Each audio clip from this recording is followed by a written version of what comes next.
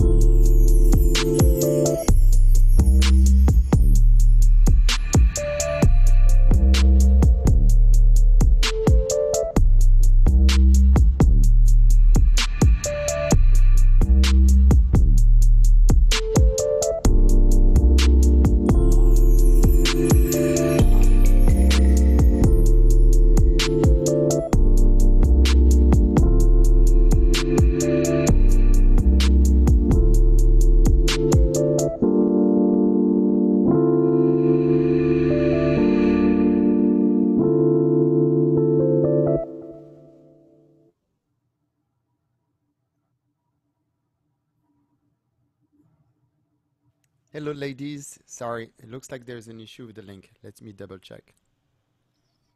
Ay, ay, ay. Hold on, huh? Link I sent today.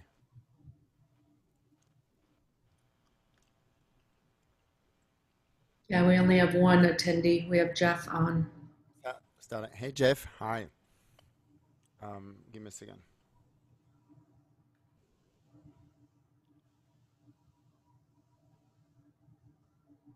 Ay, ay, ay. This is not.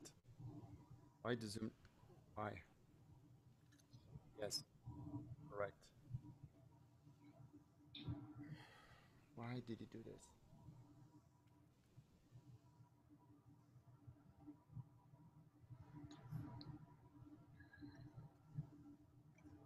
Slumzing. What's happening? Why is that? This is new. I don't know what's the deal.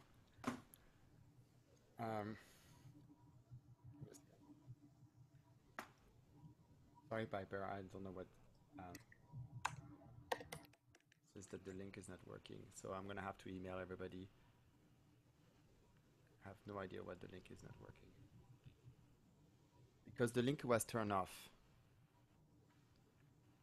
Okay. I don't know why the link was turned off, but now it's working. Okay. Can we send out a quick email to everyone? On Wix? Is it the same link, I assume? For some reason, it was turned off in the event page. Mm-hmm.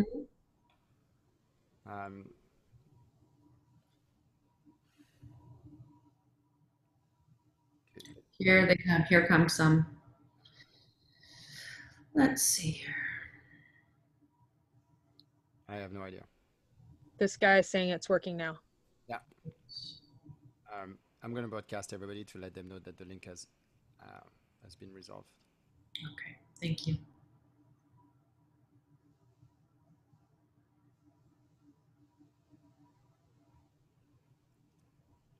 Yeah. Here we go. Let me know when I should stop picking my nose. Come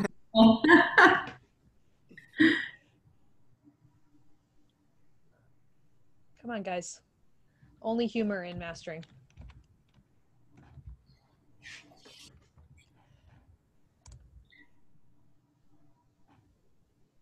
Hi, everyone. Thank you for joining. Give us just a minute while we have people add on here.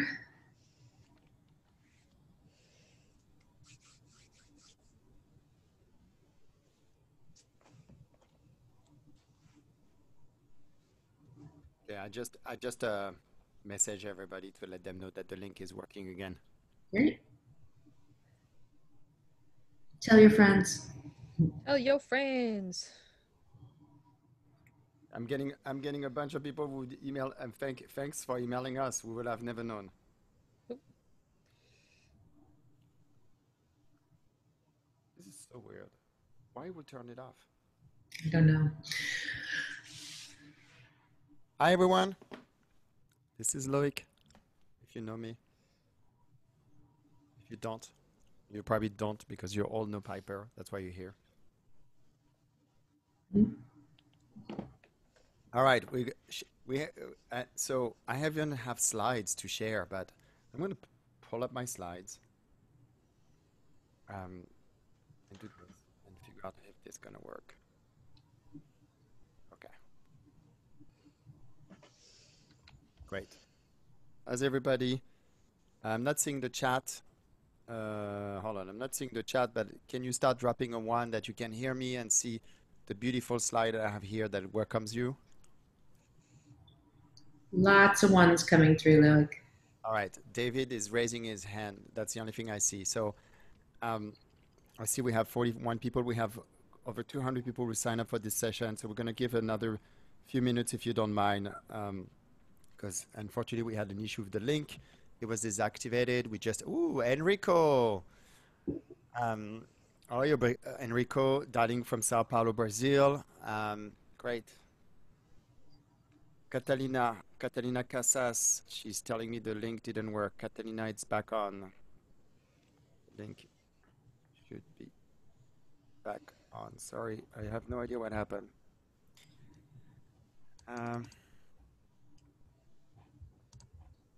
Hi, Sam from Los Angeles. Vietnam, wow. Oh. Yeah, so please tell us where you're dialing from and if you are a producer, an artist, a mastering engineer like Piper, if you aspire to be a mastering engineer like Piper. Yeah, raise your hand, drop it. Oh yeah, I see a lot of people joining. Greece? France. Belgium, Kentucky, everywhere. Yeah, please, if you, Super foreign. yeah, but now we have people from around the world.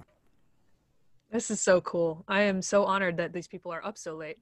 Yeah, and not only that, but it's going to be late for a long time. And I got a lot of people actually, Piper, who registered, and they were like, "Hey, is it available for replay? Because I will probably be asleep by the time she goes live." Yeah, why not? Why That's not? okay with you. All right, Federico, I just asked you to try again. So Federico, if you're here, just drop a one. I have this little app. I don't know if you can see it. No, you can't, unfortunately. Let me see. Here. So I manage, everybody's texting back your message, and I'm trying to reply. Mario, try again.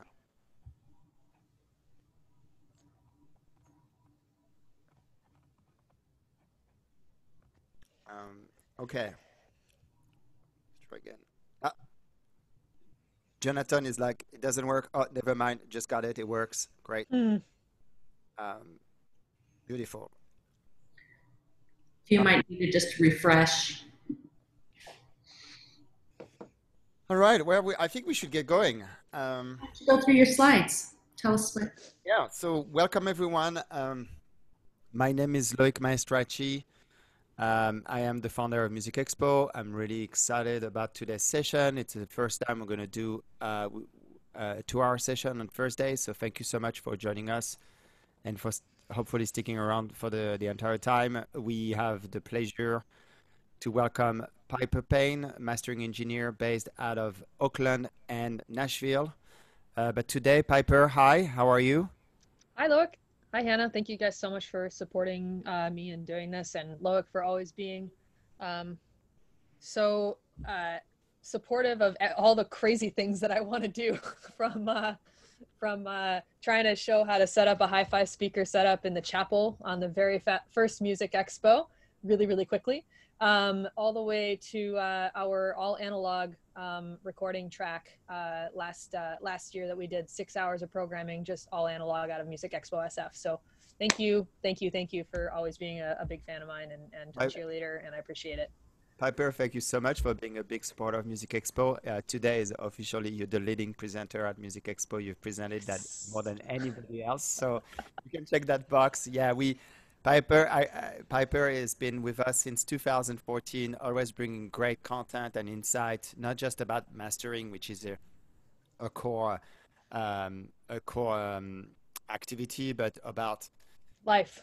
Life in the music business, life in the recording business, and we're very, very grateful. I mean, this is to me, when I created Music Expo, I had the vision of being able to connect, you know, a professional like yourself with a lot of people trying to be better at making music. So thank you so much for the sports. It's been now we're running for the 7 years, so it's amazing. And yeah, as she mentioned, she always pushed the envelope. She always asked to try new things, and we're here trying new things as well. Try to do high quality mastering session with hybrid system.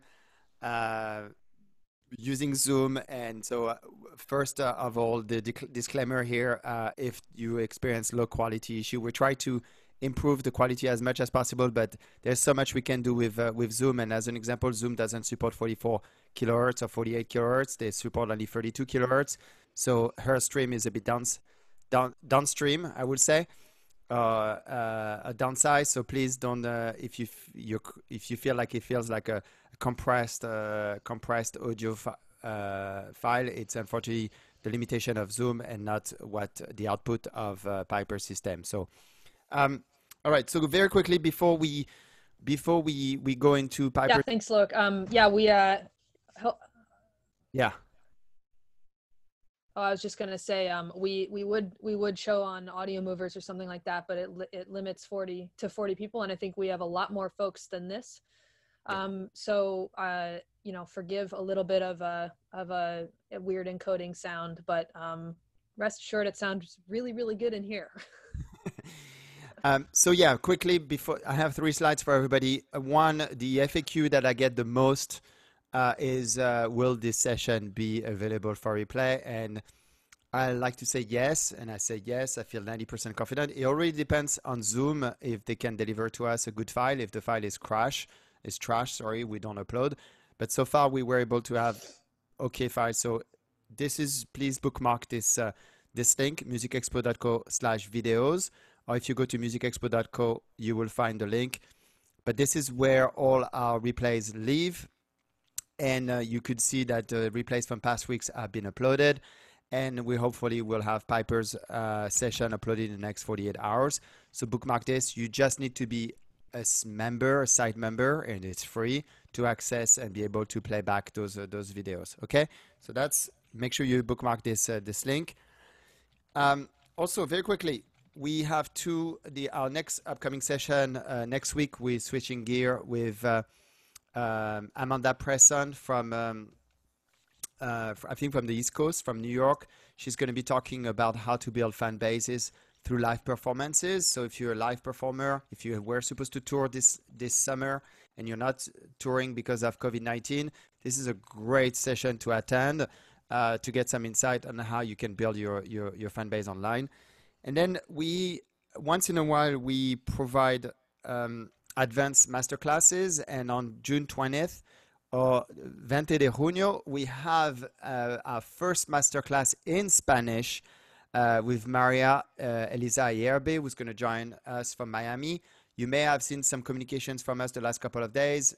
Most of our audience speak English, but we have such collaborative community and such a lean-in community that have asked for help to spread the word, because we're, you know, as Music Expo now expand beyond the United States to other countries. You've heard people dialing in from Greece and from other countries around the world. We also want to serve the music community in Spanish, and this is why Maria was nice enough to build together this advanced program.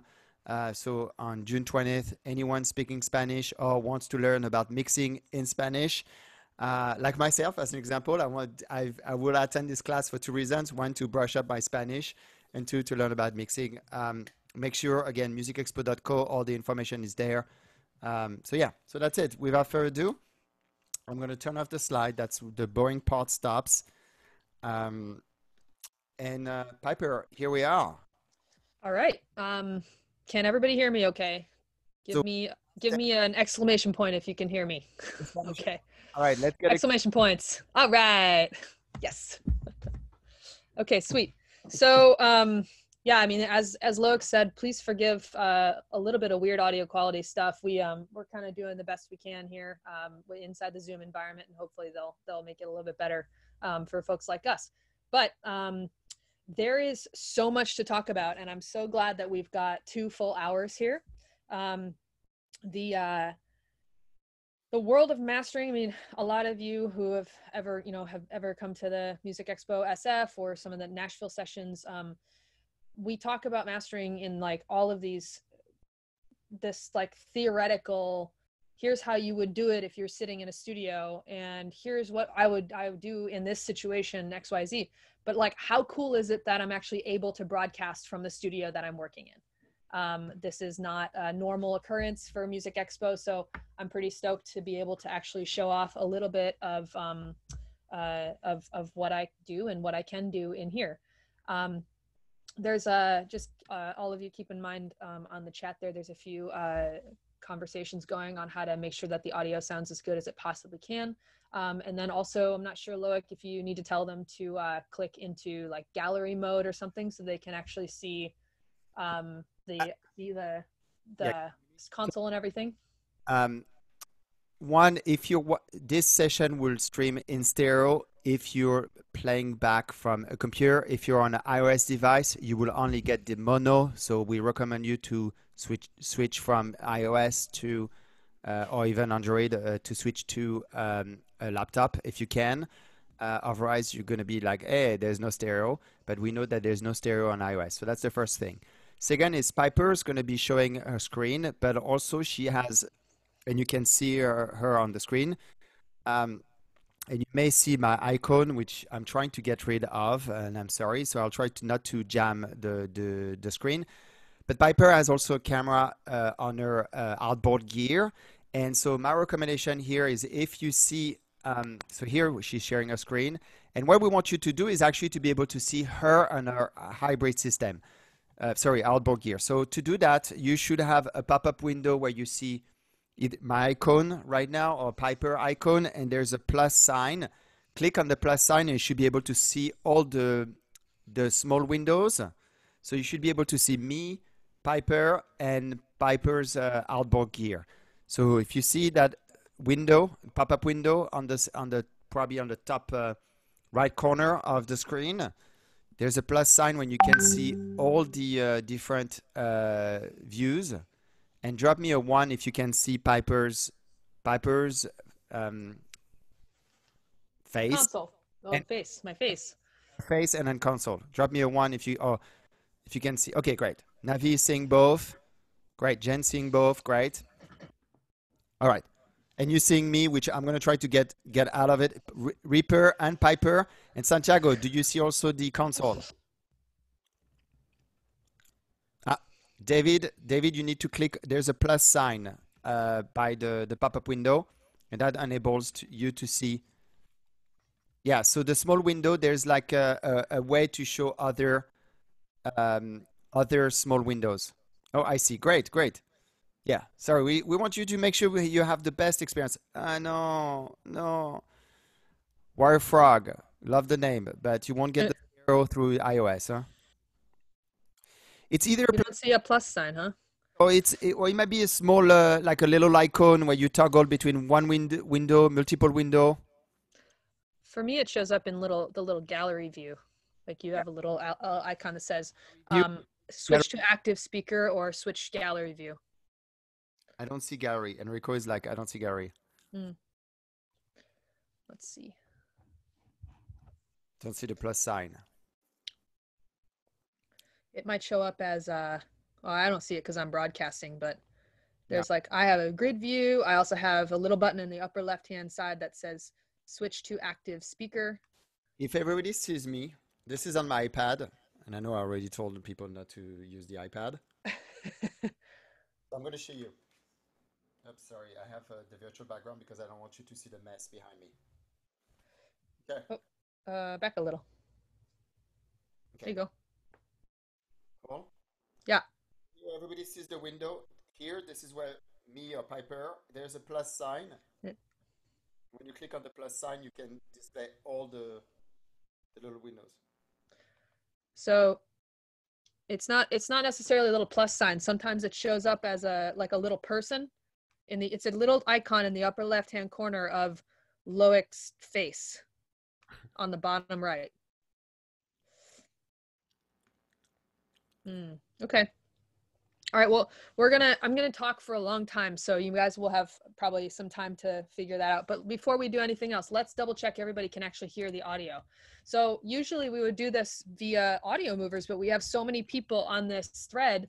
We're all learning about mastering together, and we just have the normal Zoom audio encoder, and at least they're broadcasting stereo now, which is pretty badass.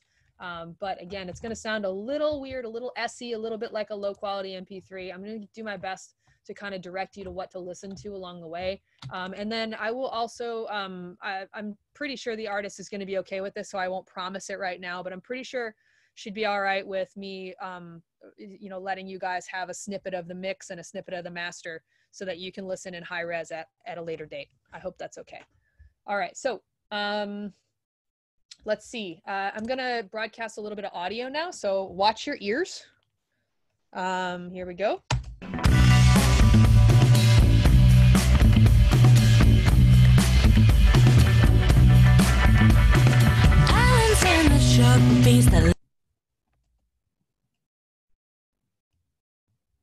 Okay, so drop a exclamation point or drop a 2 if you hear it in stereo.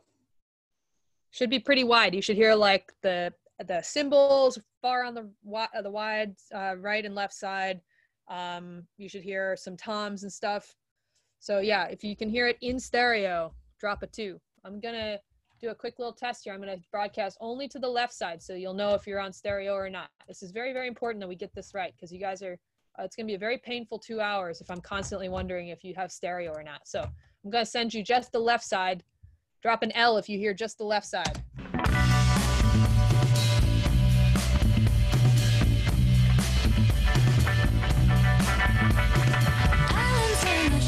Okay, and back to center. Okay, all right, well, that's mastered. See you later. I'm just kidding. Okay, so, okay. It's really hard telling jokes when nobody laughs back at you. Okay, so let's see. Go ahead. You were demystifying mastering, so this is it. You just dismissed. That's it. That's it. I just summed to mono on left. This is a complete joke. That's not what we do. I want to be really clear. That was a joke. That is not normal mastering or anything that resembles monoizing anything. I just literally sent out the left side to make sure you guys were all hearing in stereo. Okay, now that we have audio, we've got it in stereo. It's a relatively, that was a relatively loud master, so I don't think we're gonna get much louder than that today. But this artist, her name is Kendra McKinley. She's a longtime friend, client of mine. And this song is, basically I wanna pretend like we're in a real mastering session right now. So that's basically like, all right, we've just finished this one song. Maybe these 2 songs go together on the same album. We just finished this one song. Now we've got to move on to the next song. And I want to try and match that sound of Honey with this other mix called Face to Face. So later a little bit later here in our 2-hour session here, it'll be, I'll be mastering this song Face to Face in digital, in hybrid, which would be analog and digital together, and then only in analog. So first I want to kind of start talking a little bit about what mastering is. And I'm sure that you've heard me say a million times at this point through our Music Expo adventures that mastering it's a very specific few things. It is a quality control process. So we're getting the songs or group of songs ready to go out into the world, and they can't have any errors, any issues. It has to be what the artist intends for it to sound like in the outside world. It is format conversion. So taking a group of mixes that come in on analog tape, or a group of mixes that come in high-res digital, or DSD, or super low-res MP3, and somehow we have to translate the sound of all those formats onto one specific format, which would be nowadays digital and mostly streaming services. Sometimes we make CDs. Then there's this completely separate master for something like vinyl or even tape again, or cassette tape.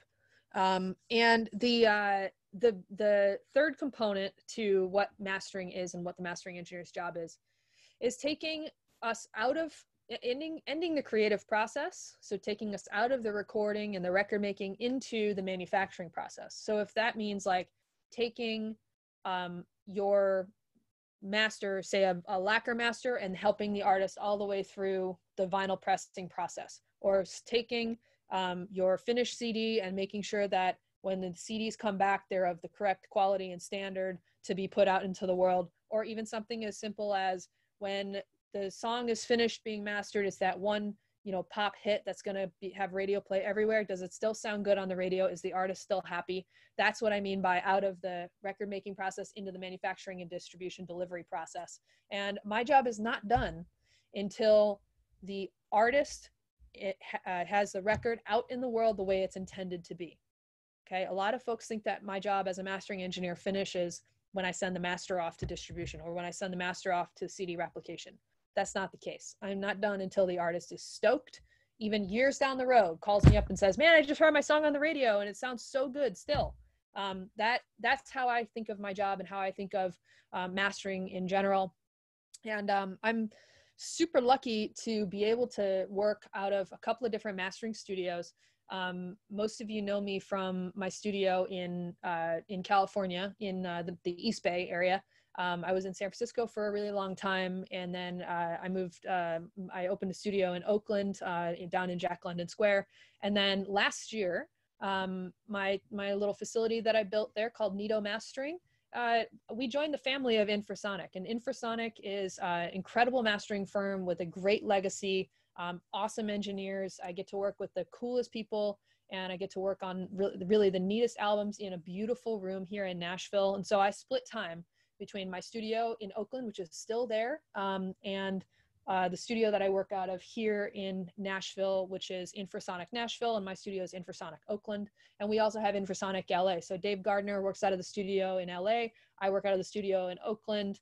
And then Pete Lyman works out of the studio here in Nashville. And then I work here when I'm in Nashville. So it's kind of confusing. There's a lot to it, but I'm super lucky and so jazzed to be a part of the Infrasonic team. And we have the most wonderful crew here. There's Dave Bacigalupi. He works in a room right on the other side of that door. And then Raylyn Janicki is our manager. So if you call the studio anytime, you'll talk to one of us, real people, mastering engineers and managers and assistants that are here to help you with your project. So give us a shout if you ever need anything. But in the meantime, we have to talk about mastering and how to master with what we've got, which is a couple of songs and a whole bunch of awesome gear. And some of us work fully in the box. Some of us work only in the analog domain. And some of us work in a hybrid situation, which would be like some plugins and some analog gear. And any of those like combinations work totally fine to master a record. It's just kind of like, what are your, like, how well are you using the tools? How well trained are your ears? And then also like, what if you're given something that you can't really handle with just analog?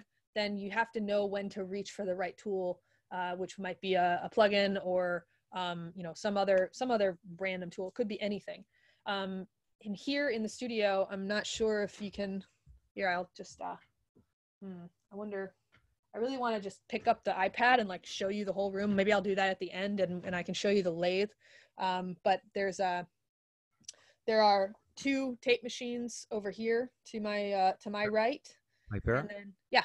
You won't do it, and I can spotlight the iPad. You want to do that real fast? Do you want? We want to see. Yeah. Drop a one if you want to see the rest of the place, guys. All right. There's a. Okay, I got a lot. All right, I'm gonna take my headphones off. Okay. Okay. All right, I'm just gonna, you'll see me, I'll take the iPad because I'm gonna walk away from the mic for a sec. I'll take the iPad and I'll show you the tape machines. We have an ATR 102 and a custom MCI JH110 Mara machine. And then I'll take you over to the lathe, and there's a Neumann AM32B lathe with a custom pitch system, actually with a really cool remote control that we can actually cut the lacquer on video right from here. And then the entire machine has been completely rebuilt. It's one of the biggest reasons why I joined the team here at Infrasonic, was to be able to cut records for my clients on that lathe. It's absolutely incredible. But I'll just kind of walk around a little bit and show you the place.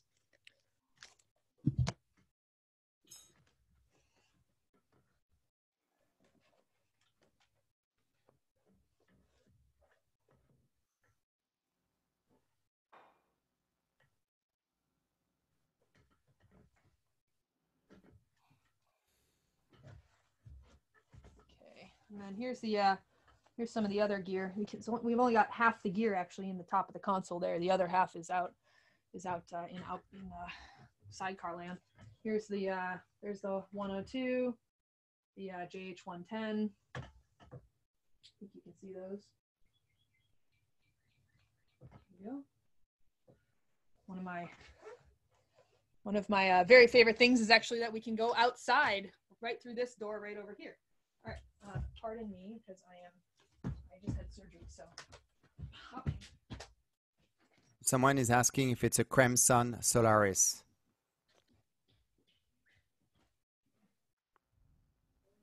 No, don't move too fast, huh?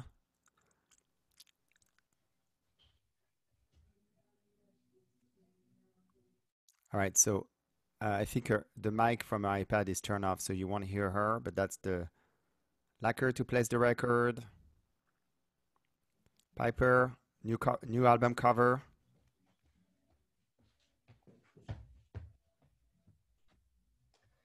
Okay, I'm back.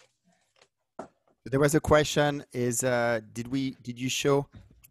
Actually, people, hold on. If you don't mind, use the Q&A app to ask for questions so we can keep track of them. But quickly, there was a question: is it a Crimson Solaris that you show us? Yeah, we have a Solaris and a head. Both have the quantum real bounce to disc. Yeah, I just had foot surgery, so I can't move around, or I can't put weight down on my foot. So that was that I exercised for you guys, just so you know. All right, so Other question: what percentage of projects have been cut to vinyl? Well, for us right now, it's like it's kind of I don't know. That's kind of a loaded question because a couple of years ago, the company switched its, I don't know, kind of switched the business model out of contract cutting and into just doing the highest quality cuts, and also, for the most part, only in-house mastering will get cut here. So I think it used to be a very, very high percentage of Infrasonics clients would also get cut, and then also a ton more because they were doing so much contract cutting.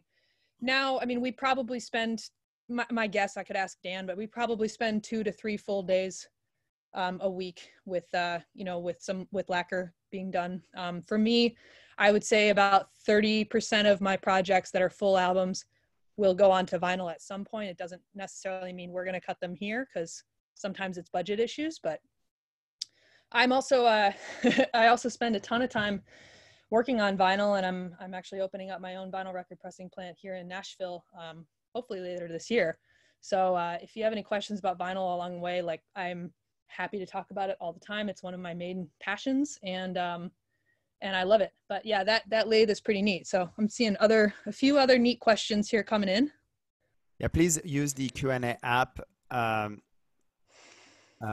which is like a little bubble. And Piper, I think you're back on the screen. And sorry, your screen, your Reaper session is on the screen. And got it. Awesome. Cool. I'm back. Awesome. Okay. And I have my breath back now. Whew, that was the most exercise I've done in like a month and a half. Okay.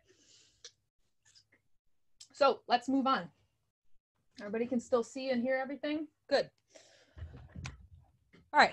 So we've talked so far, like, what mastering is, like, what's the point? How do I think about mastering? What is some of the gear we're using? I showed you a little bit about the tape machines, the lathe. I'm going to talk a little bit about the gear that's sitting in front of me, just so that we can all be on the same page about what is in a mastering studio, and like how we use a mastering studio, which is different than how most folks use like a recording production studio or a mixing studio. Okay. So what you see right here in front of me, if you're looking at the console, this is a Maselec MTC1 transfer console. Now, a transfer console in a mastering room is kind of like if you take a mixing room and you put the patch bay and the monitor section, the master section, put those together into one box with buttons instead of patch cables. And then you have what we use in mastering every day. So what this is it's patch bay, analog patch bay, that lets me put EQs, dynamics, EQs, transformers, all kinds of crazy stuff, more compressors, put all those things together, and just turn them off, or turn them on or turn them off, use them with just a touch of a button. That way, when I have clients, I don't have to get behind the console and like repatch the order of, you know, what the EQ and compressor is. I can just touch a button and have it flip. It's really simple.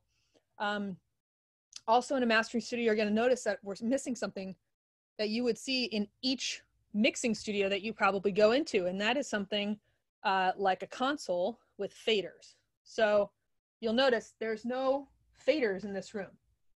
There's no multi-track situation. It's just the purest stereo chain we can make.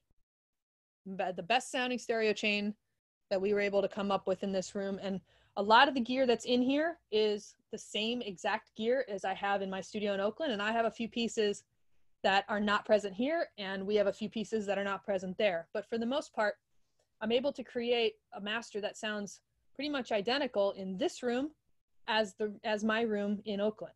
And the room here is probably the most important thing besides the engineer's ears. This room is actually about the same size as my room in Oakland for anyone that's been in there. But the pitch of the roof is a little bit different. And we actually have a couple of little alcoves in this room that are not present in my Oakland studio. That is already accounted for in the way that this room was built. The one thing that's super cool that we don't have, makes it so that we don't have any serious translation problems, is that I have a Trinov system that is sitting in front of me here, and I'm able to dial in the general EQ sound of my room from what I remember it to be in Oakland. Every time I go back, I test this just to make sure, and I'm able to just set it up as a little preset here. So Pete and I can share this room, and we can each go back and forth and have the EQ curve that we find is the easiest to work on for our ears, because everybody hears things differently.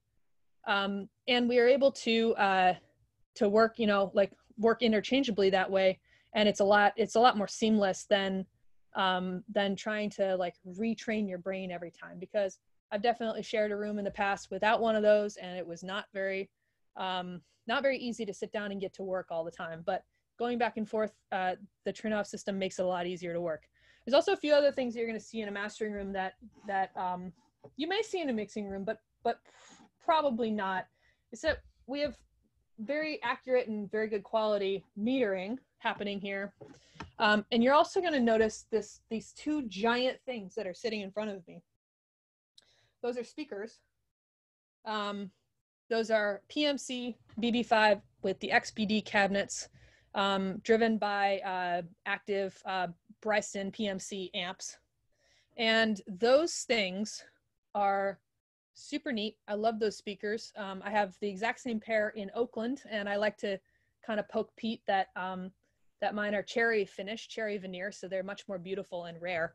But the speakers themselves work identically. So that was kind of the most important linchpin of me being able to work in two different studios, was being able to have the exact same pair of speakers here. It just was a weird, awesome coincidence, that Pete and I are both PMC lovers, and it just makes it a little bit easier for me to wrap my head around moving, between studios and states.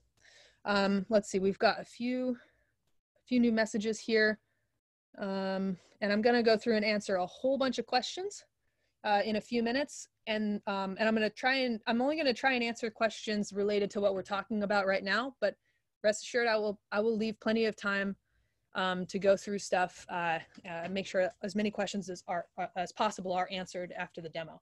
Okay, so mastering speakers, you'll also notice there isn't another speaker system in this room.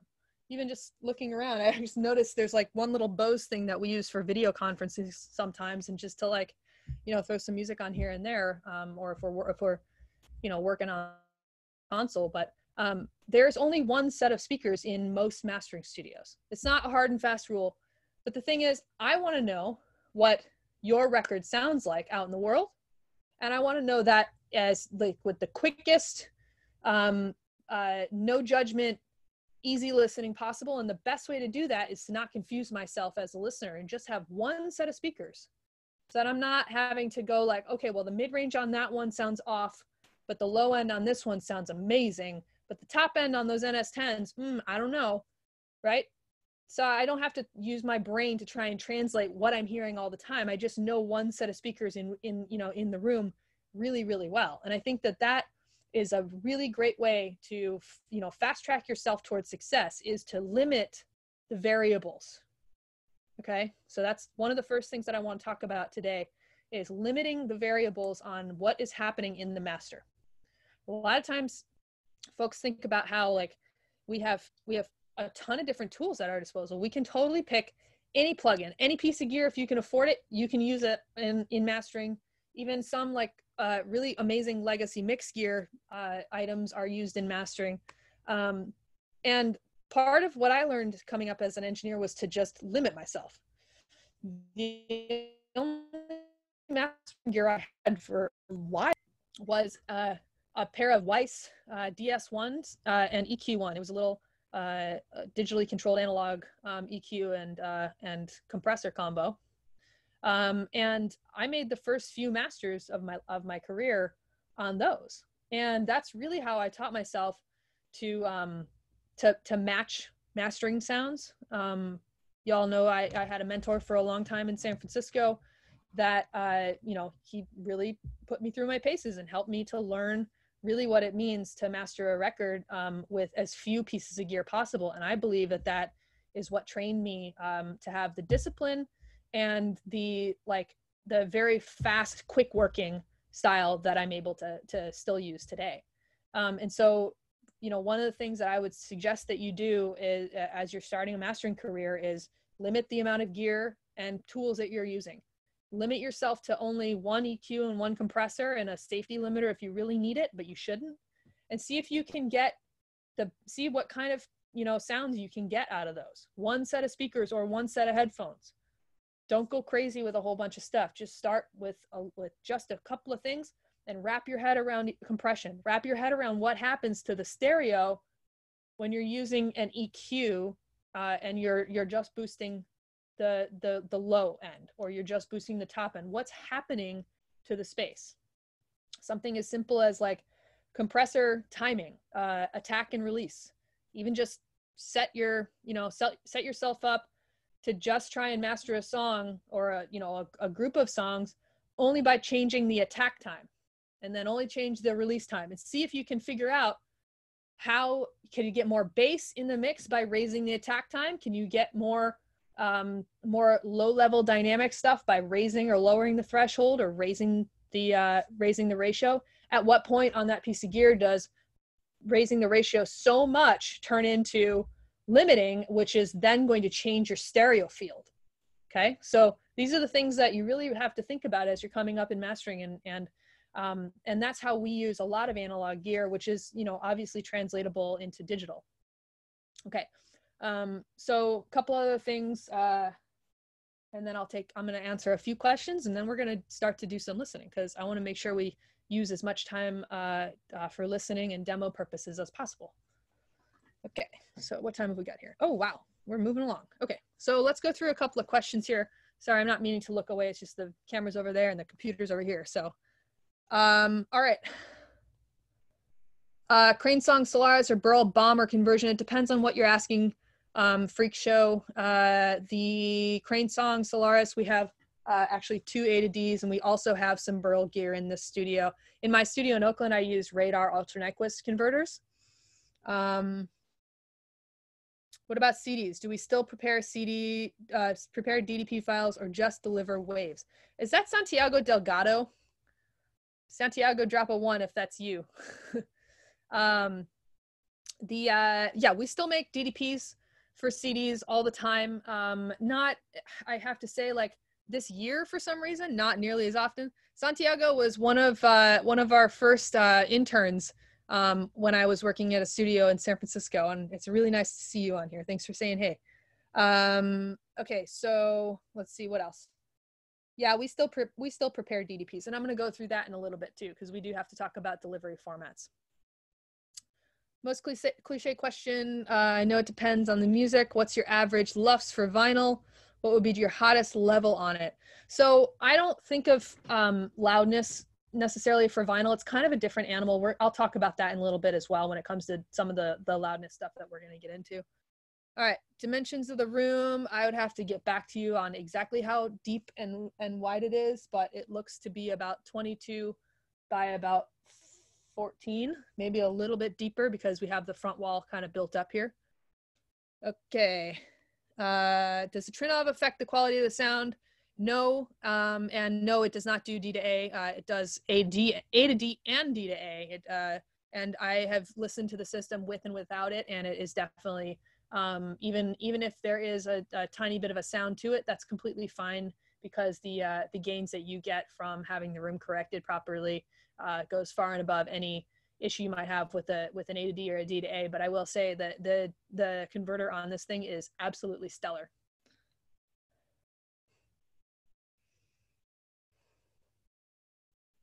How does limiting alter the stereo image? I'm going to talk about that when we get to limiting. And please explain elliptical filters. I will also talk about elliptical filters. I'll put that on the list.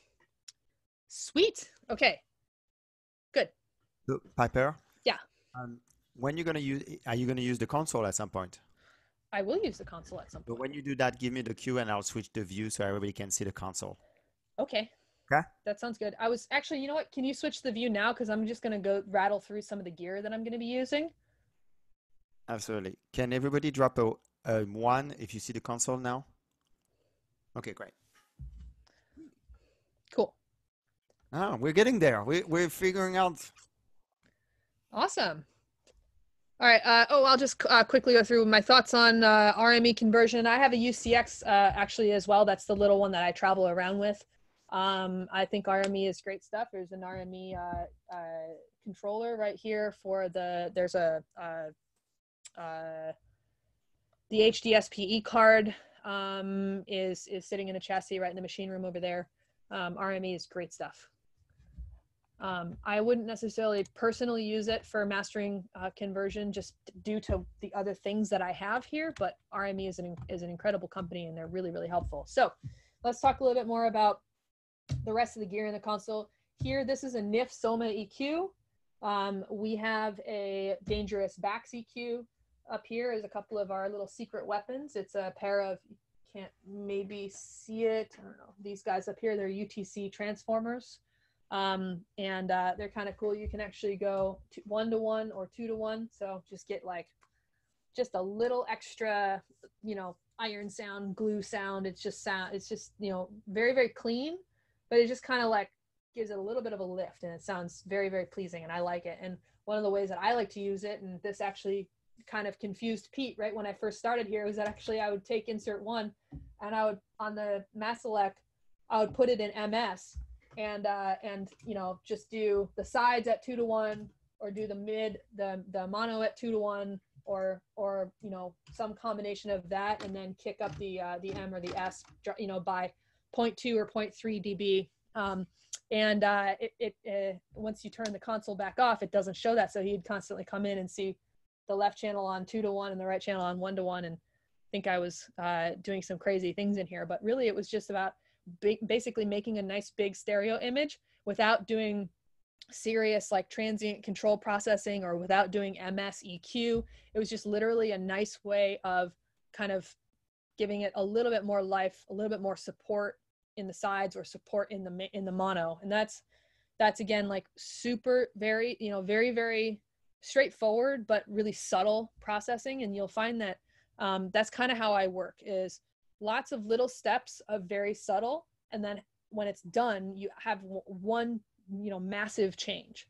Okay, so the Soma EQ, the Bax EQ, so the Bax is basically it's just a neat little shelf kind of thing. It's just top and bottom, and you can select the shelf frequency or the cut frequency, and then of course left and right dial those up and down.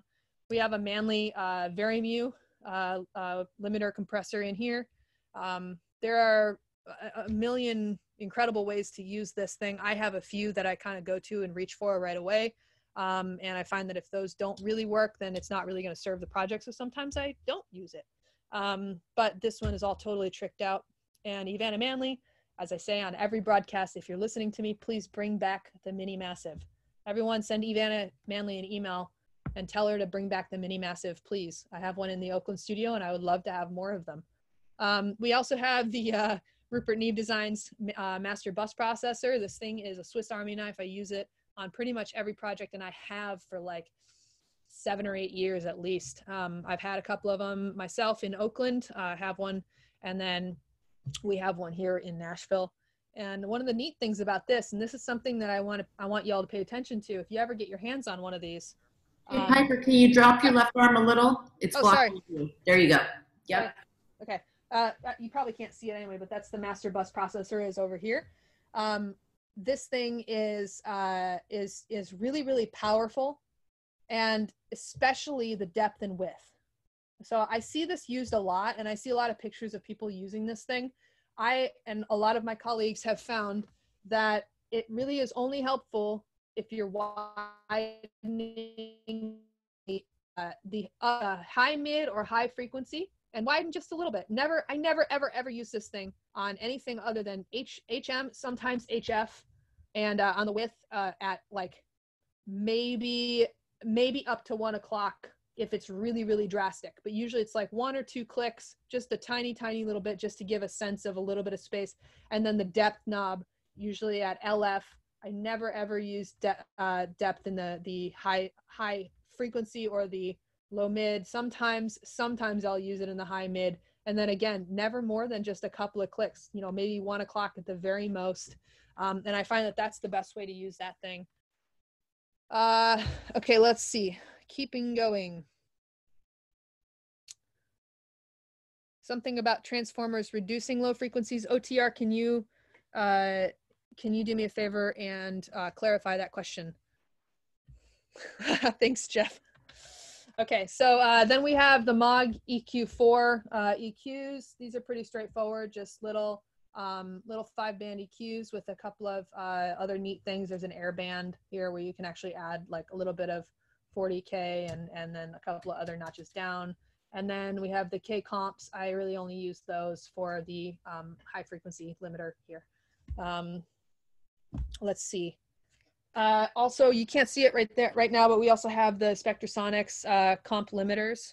And then a really, really neat high frequency limiter that we use for, I use it on pretty much every project. It comes in really handy when we get to vinyl. And I'm going to talk about vinyl, just a few tips and tricks on if you're mixing or preparing masters for vinyl. And I think OCR asked about explaining elliptical filters, and I'm going to do that as well. Okay, so let's see. Have I missed anything? Any other questions right off the bat here?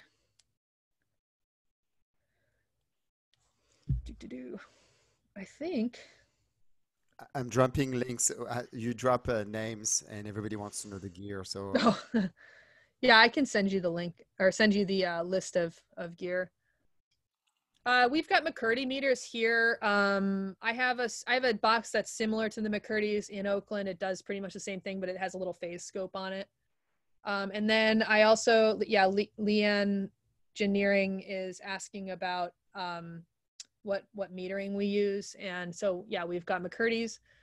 And then I also will use the Isotope Insight meters often. And part of the reason why I do that is because it's an easy to get, like pretty much free, as far as I know, meter that my clients can use too. So it's a little trick I learned along the way is like, how do I if I ever get someone who's not super stoked on the mastering, how do I have a conversation with them and try to understand what they're hearing and what they might be hearing that they're not liking, and try and make sure that we're both speaking the same language around what they're hearing, because we all hear things differently, right? You never really know what, someone might say, well, it sounds too loud, and I'm looking at it going, well, it's totally metering within normal range for this genre. I'm not really sure what's up. Or maybe they say it's too quiet, and it's just like something as simple as, well, turn your volume knob up or down. And one of the best ways to do that is to make sure that we're all starting from coming from the same starting place. And that might just be, say, hey, pull up your meters and show me what you're hearing, because maybe I did something dumb, like double output the export. I mean, we're all humans. We all do dumb things sometimes. But one of the things that I kind of learned along the way is, find some tools that my clients might be using, because there are a lot of mastering engineers out there that, bless their hearts, they're such great engineers and such, deep listeners and deep thinkers, but they forget that we work with other humans that aren't mastering engineers. And so we all have to find some common ground about how to talk about the music and how to talk about the project and what you're liking or not liking. And so, like I said, one of those ways was to find a few tools that the artist might be using, or the producer or mixing engineer might be using, and see if I can adapt those to my workflow. Okay, let's see. I haven't found that those transformers are knocking down any subs. I don't have any issue with. I don't miss any low end when I use those. And what desk do I use? Are you asking about the console? It's the furniture, or are you asking about the transfer console?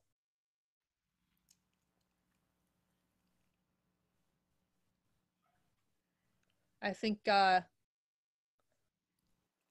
Well, I'll answer both. There's a Massilac MTC1 transfer console, and then there's also a the whole desk is sitting in what is a Sterling modular desk, and I have the same in Oakland, and then a pair of nice racks, sidecar racks here. Okay. It's a combination of Sterling modular and nice racks, and in my room in Oakland, I have the Sterling modular with the extra bay in it for the actual computer and everything. So my gear is kind of spread out a little bit more. Okay. Let's see. All right. I think that we've pretty much reached answered all of the questions, other than what might be in the chat list that I missed. But I think maybe it's time to start doing some listening. What do y'all think? Drop a something. Fun. Yeah, Navi knows. All right. The trick. Or something, yeah. Drop a something, man. I love that everybody knows the rule. You don't even have to. All right, I can switch to, thanks Syntonic for reminding me to switch to speaker. I'll do that right away. Okay, I think I'm back. Awesome. Okay. So, look, I kind of want to talk a little bit now about the screen that I'm looking at here. Can you all still see my screen just fine? I think you can, because I'm looking at the, yeah, you can. Okay, cool. Drop a okay, one, awesome. you can see okay. the screen, and drop a 2 if you can. Thank you. And drop a 1 and 2 if you can see both. Yeah. All right. Okay. People see multiple times you and the screen. I think you can never have enough Kendra McKinley. So this is a perfect example of what I want to talk about here is lots and lots of Kendra. So this is a song called Honey right here. And you'll see me kind of zoom around a lot. It's because I have this like really neat scroll wheel sitting in front of me, so I can like work really, really fast. So you can just tell me to slow down or quit being an idiot and fidgeting if I'm doing that too much. I want to show you a few things. So this is a master. Piper, sorry to interrupt you, but I think some people have joined as well. So I just want to remind everybody that it's streaming in stereo. If you have a Mac and a PC, you will be able to hear the stereo. If you're on iOS device, you will not be able to hear in stereo. Also, the quality of the audio is high. Unfortunately, it is not high. Yes. The quality of the stream is low. The stream is low. Zoom downstream to 32 kilohertz. So I just want everybody to. That's the disclaimer, okay? So we're trying to provide the best audio as possible, but we have limitation with Zoom. So yeah, true. Working on something else for that, hopefully. Okay, so all right, let's see. This song is mastered. Who would have guessed? It's got plenty of dynamics. Look at that. Oh my gosh. You can actually see the differences between the verses and the choruses. Isn't that crazy?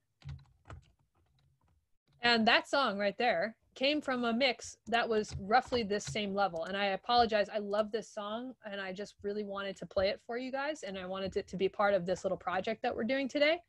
But I don't have the mix on me. It's on another hard drive, and the artist was unavailable to she was available but not able to send the new mix to me. So this song is a mix down here. This is the master up here, okay?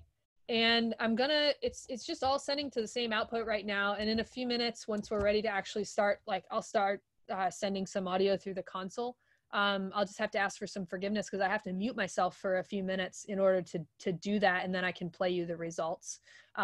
Because the way that the Zoom audio engines are working, I'm unable to run the sound through the console at the exact same time as broadcasting. So bear with me, and this up here is a mastered version of this song. And now I just wanted to take a minute just to show you. I just wanted to take a minute to show you that you can get a nice, big, beautiful, loud mix or master from a mix that is not that loud, okay? This mix right here, which I believe is 100% appropriate to master, peak normalizes. So that's basically normalization is taking the loudest peak in the file and raising it to 0, is just, just shy or at 0 dBFS. And that takes the whole file up that much. So a normalization function basically says, hey, whole file, what's the loudest peak in that file? What's the difference between 0 dBFS and that peak? Oh, it's 2.39 dB. Okay, raise the entire file 2.39 dB. And that is now the loudest part of the song is now at the loudest possible digital value. And so I do that. I just use that to check to see what the normalization is here. And it's 2.5 dB is perfectly great for sending in a mix to mastering. I'm actually going to turn this down a hair for when we actually go to master it. But the entire point of this is just to say, you do not need to create a really loud mix to make a really loud master. It's actually a little bit of a misnomer to say that a louder mix makes a louder master. It is in some ways, kind of sort of true if you think about things in terms of the dynamics and the immediate transient. A louder, in theory, a louder mix or a more sparse mix, you can make a super loud master. But if it's a really dense song, it's really, really hard to get a master to be loud if the mix is too loud. Okay, everybody understand? Good. Okay, so let's do some listening. This song, Honey, and apologies if you hear any sort of like, dropouts or whatever. I'll play the same sections a few times, but let's just listen to kind of the beginning. Let's get the sound of this artist in our heads, because right now, basically what we're doing is I'm sort of like replaying for you guys to drop you right into the middle of a mastering session going like, okay, I've got this, I've just finished the first half of the record. Now I've got a new song I've never heard before. What do I do to it? How do I make song B sound like the most like song A so that they go together into the album? And I haven't really demonstrated this too much before, is like, how do we match this previous song properly? So this song is the one we quote just mastered, and this is Honey.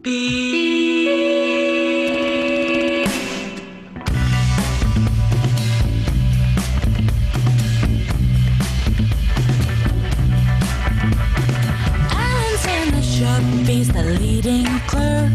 From morning until night, he's just working just to save a little money, so he can maybe save the world or save a late night dance for an American girl.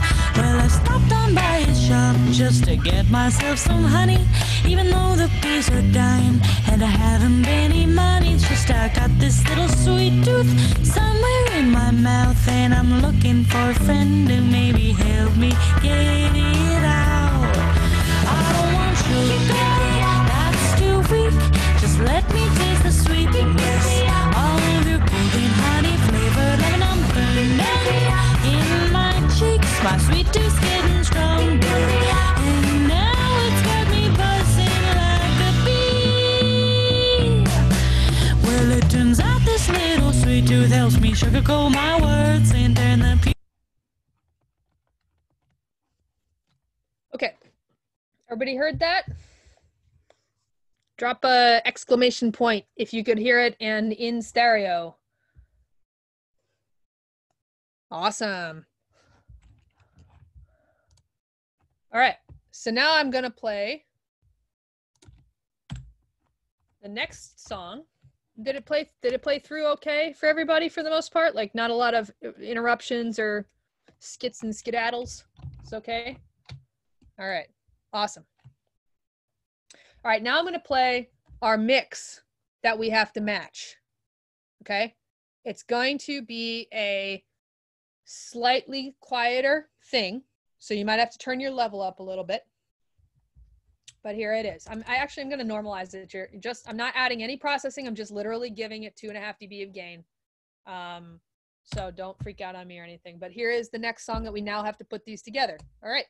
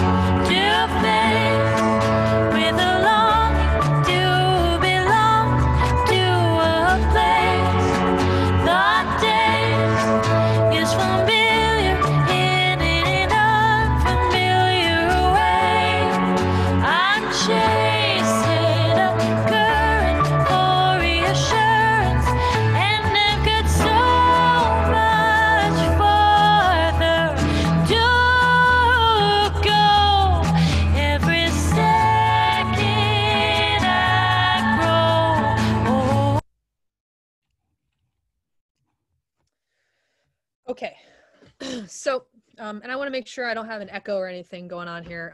Do you have, you guys are pretty much just hearing the audio coming out of the DAW, right? Like you're not hearing crazy doubling or from the mic? Okay, sweet. Yeah, obviously the treatment here, the recording itself, the delivery, everything about this is really different, right? Well, guess what? That's how most of my projects come in. They come in as a group of songs that were recorded over multiple years in 5 different studios by 5 different engineers, and then a group of songs that maybe the artist did as a demo themselves. They want to end up on the record, and they got to go together somehow. So can you not hear me? Oh, Keith, he's helping Keith. So I want to have the song sound as good as possible. I don't want to compromise, face to face so much that it has to match Honey. But what I really want to do is find those bits in face to face that are common in Honey. Okay, so this is where we get into like some crazy like critical listening chops that it takes a lot of years to get, and that is basically just like listening over and over and over again to the same goddamn songs, the same goddamn records, and finding a way to talk to yourself about what you're hearing. Okay, and it's like sometimes it turns into like almost a like a Zen, you know, situation, like you're sort of meditating, you're sort of listening to the music and you're letting it wash over you, and you're just sort of noticing things, but not necessarily putting any judgment on them. But eventually you have to make a decision on whether this is a thing that serves a song, or whether a change in the EQ or a compressor setting is serving the song. So you do have to, you know, at some point make a judgment. But for the most part, when you're first sitting, trying to make these decisions on like what you're hearing, it's a very meditative thing. So that's how I think of it. Other people hear things completely differently.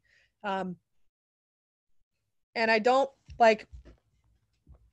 necessarily think that the entirety of Face to Face has to match the entirety of Honey. But what I really want is for a listener to sit down and listen to the whole record all the way through and not go like, whoa, wait, record scratch. What the hell did I just listen to? Why is Face to Face sound so wildly different than Honey? This must be something wrong, or maybe it's a live version. I don't even like know what the problem is. How do I get about this? I'm going to send the artist an angry letter. That's like the last thing we want. We don't want that at all. We want the listener to just have it wash over them. Just listen, be excited about the music, be happy, listen in, feel good about it, and not think about things that are distracting.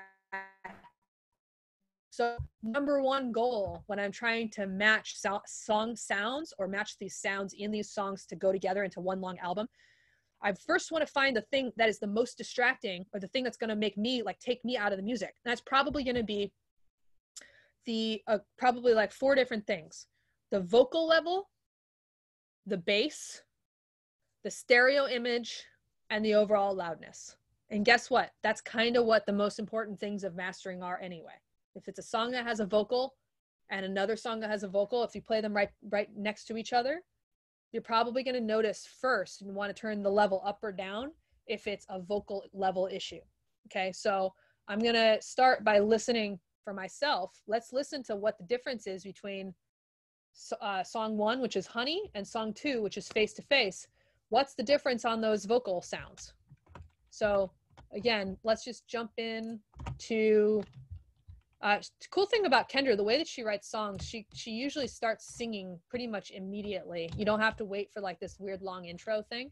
And my other like favorite thing about Kendra's music, and I think like also I feel like I'm just talking to myself, but I also think that like when we sit and listen as mastering engineers, we forget that we're listening to music. And so it's okay to love what you're hearing. It's okay to like tap your toe or nod your head. Like that's totally good.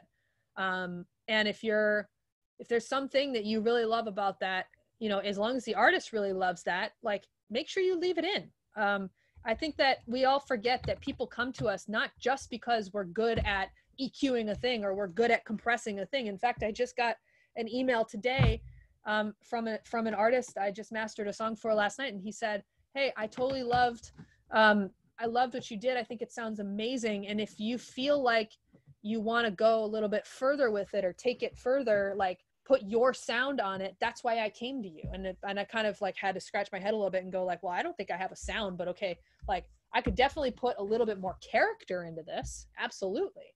And I think that like we have to remember that we're listening to music and we're loving music. And so like one of the things that I love about Kendra's songs is that she just starts singing right away. She's got something to say, and God damn it, she's going to say it, and she's going to say it right at the top. And then later on here in Face to Face, one of my very favorite parts is she comes out of the chorus and goes boom, like just transitions so seamlessly right into the next verse. And you'll hear it when I start working on it. You'll hear it again. All right, so let's figure out what's up with that vocal, and then we're going to start treating Face to Face to try and match the vocal sound. Okay, so here we go. This is Honey. One more time. So this is what we're trying to match. Alan's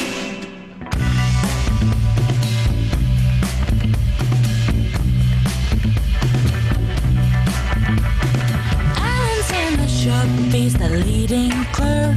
From morning until night, he's just working just to save a little money, so he can maybe save the world or save a late night dance for an American girl. Well, I stopped on by. Okay, I want you guys to, in the chat box, I want you to tell me something about that voice. Like, where does it put you? What does it make you feel like? If it was a food, what would it be? If it was a color, what would it be? If it was an animal, what would it be? Give me anything. Tell me anything about that vocal sound. And I'm going to play it again here just so you can hear. If that was anything, any way you can describe it, any words, there is no dumb answer. There is no stupid answer. It is just only what you're hearing, and that is totally valid.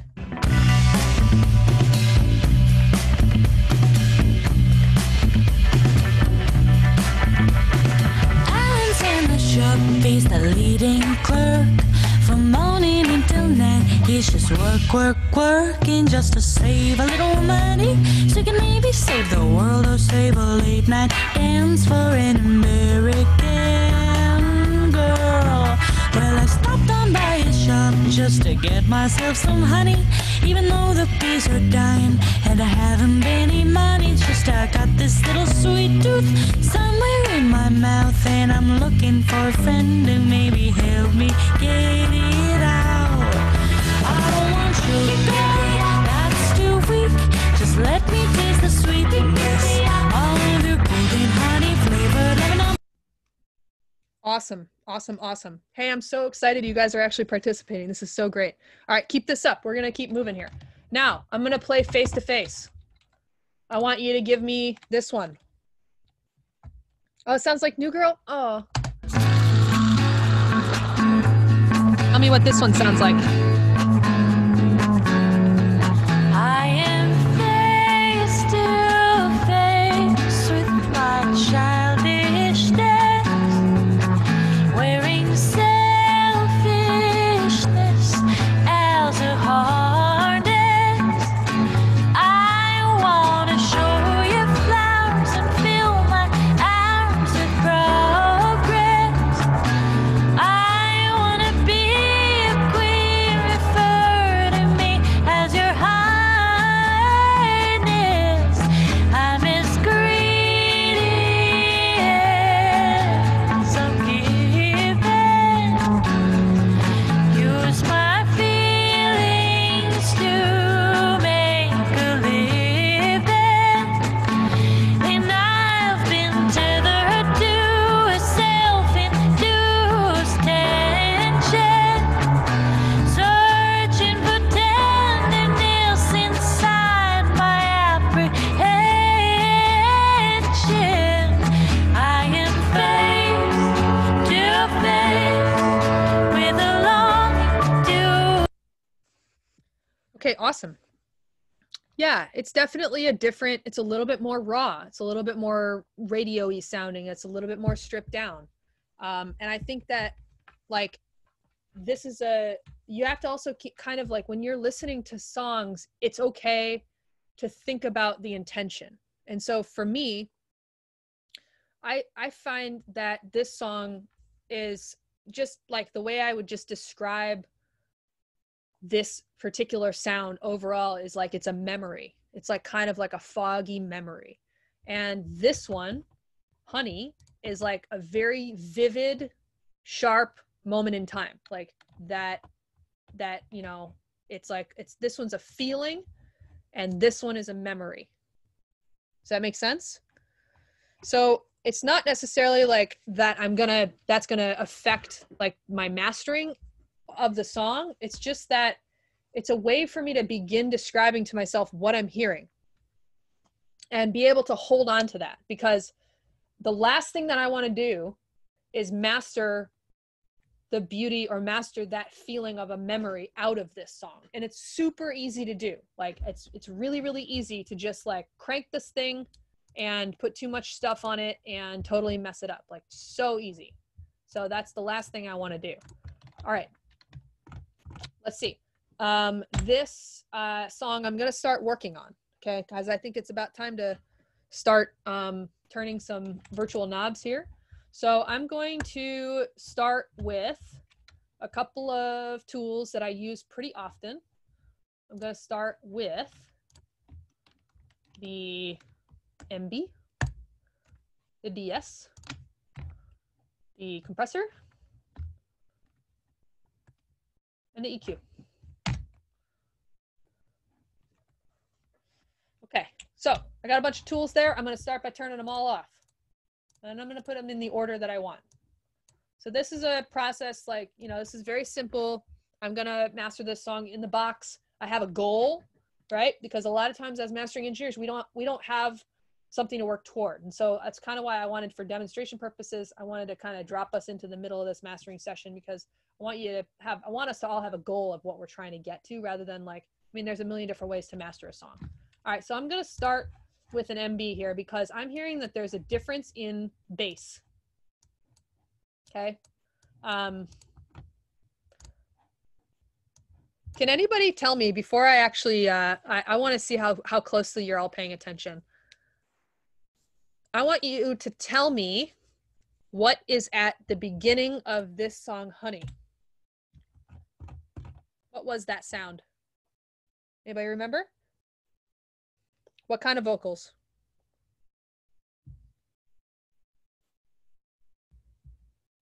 It was a layered something, an a cappella-ish thing. Okay. Okay, but at the very, very beginning of this song, what was that? Here it is.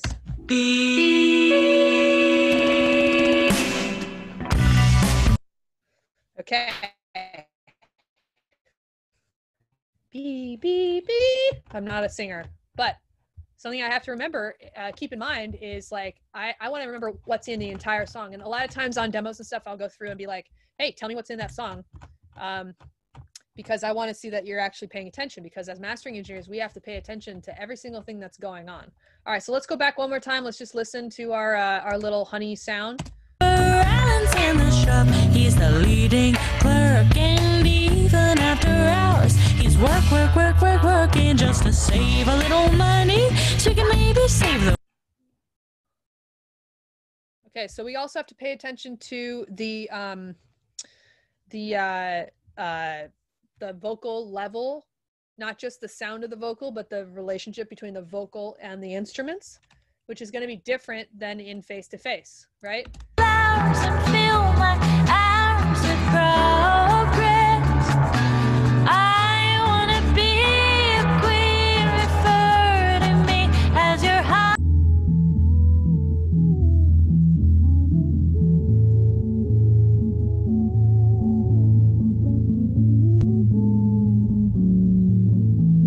I'll explain what I'm doing in just a minute.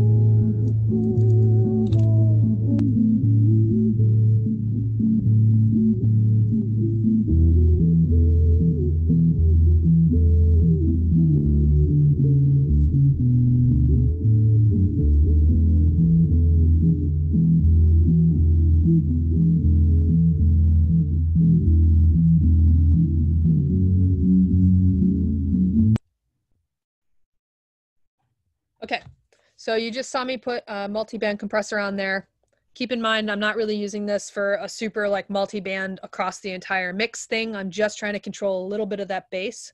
And I'm not doing anything that's actually in the vocal range. So what I'm trying to do is make a slight adjustment to the relationship of the way that the bass notes are presenting. I think that right now I hear a little bit extra of the top end of the bass and not enough of the low end of the bass. And I think that once we start bringing that out in the vocal range, we're going to have problems with the top end of the bass showing up now too much.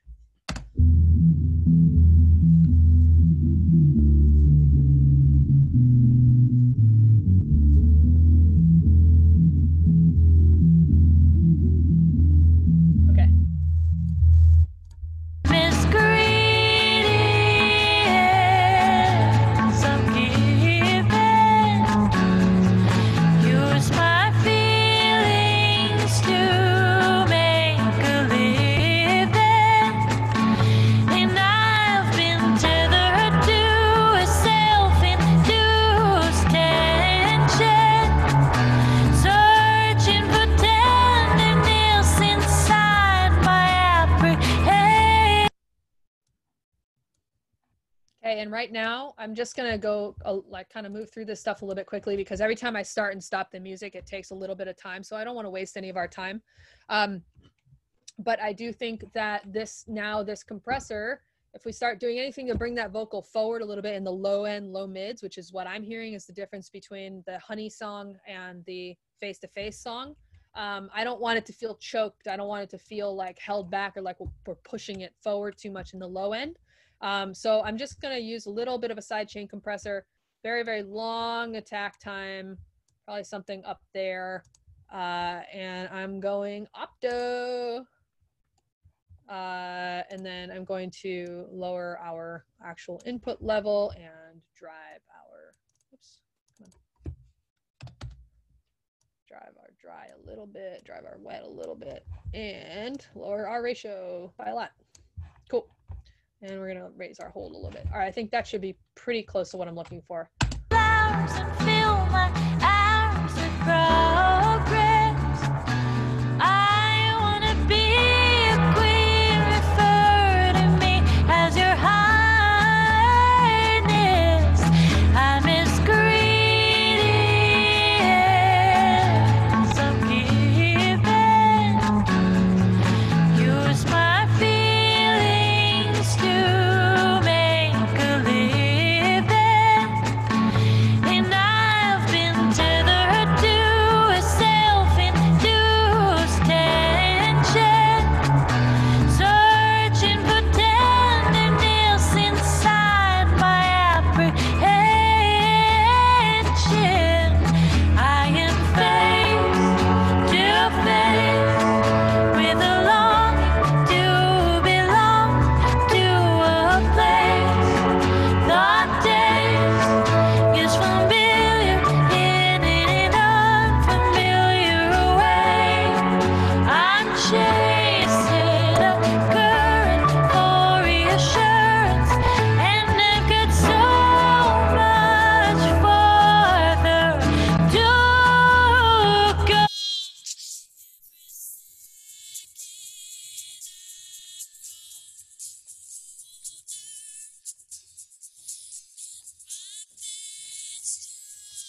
Getting older, and I lend a shoulder to any handsome soldier who'd stay the night and give a life to this lonesome stoner. I am face to face with a longing to belong to a place.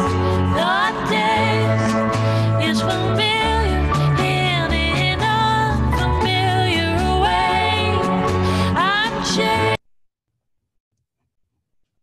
Okay, so we are now just sort of starting to sculpt the space around the vocal, and I'm gonna go back and check against our honey, see how that went, and I'm gonna lower our level actually because now we're in a completely different zone of level.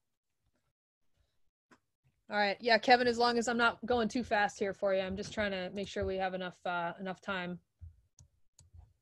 Buzzing like a bee. Well, it turns out this little sweet tooth helps me sugarcoat my words and turn the pupils in my eyes.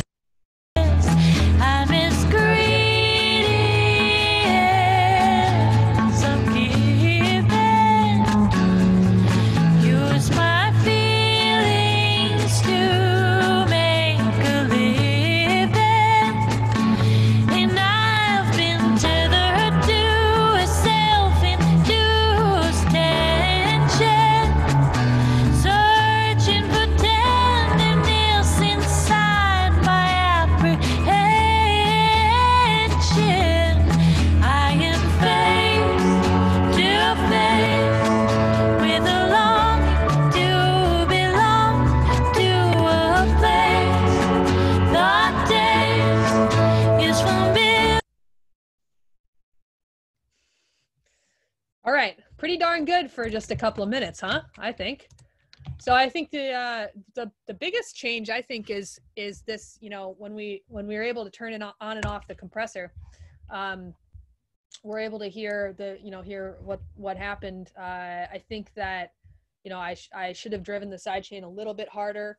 And that I think is showing us the biggest step forward on that, like looking for that really silky. I think somebody explained it as like smoky bar 60s monarch butterflies, silky sound, right? So one more time real fast. I'm just gonna kind of toggle through these, turn them off. So this is what we're demonstrating as a fully in the box master. Again, what we're looking for is something around here. Honey, even though the bees are dying and I haven't any money, just I got this little sweet tooth. We started here. So give it, use my feelings to make a living, and I've been tethered to a self-induced tension, searching for tenderness inside. Okay, cool. So, oh, shoot. Okay, so next, do you want to hear the actual master that came from Hybrid? Drop a Kendra Rocks.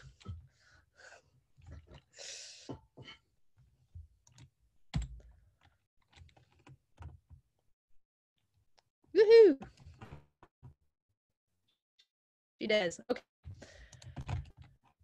So this song, Face to Face, this is the actual master that got released, and this is going to be a hybrid digital and analog master. So this is how I usually work. For most projects are going to require, I would say, like most projects require at the very least this EQ. This is a really shitty, don't screenshot this, whatever you do, because this is a super like quick and dirty EQ of this. It's not good. And then sometimes a little bit of low end sculpting control. And once in a while we need a little bit of a DS. I think the DS really helped with this too here. So not all hybrid masters don't always require, compression and dynamics and all that stuff.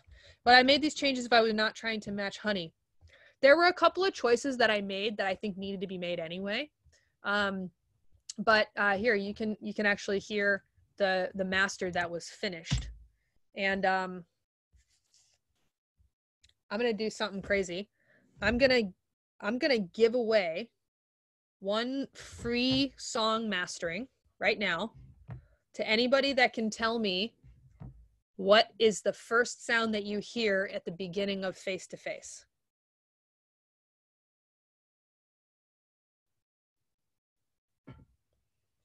What's the first sound?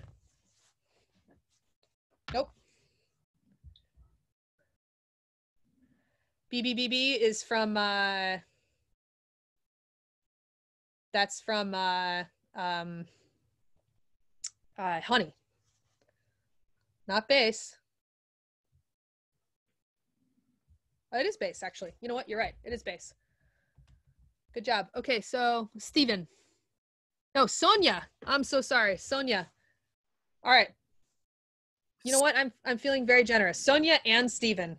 Sophia is the first one. Sophia. I got to learn how to read. Sophia. Sorry. Is the first Sophia one. And Steven. You guys both, you win. Did you give away 2 mastering? I did. Are you serious? It's, you know what? I'm feeling generous today. So wow, this is pretty cool. So Steven and Sophia, if you don't mind, Anna, your email address or Piper, so you can be in touch.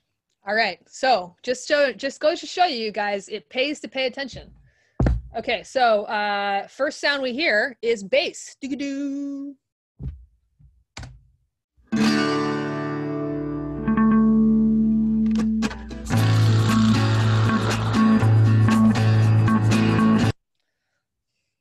Uh-oh. It was guitar.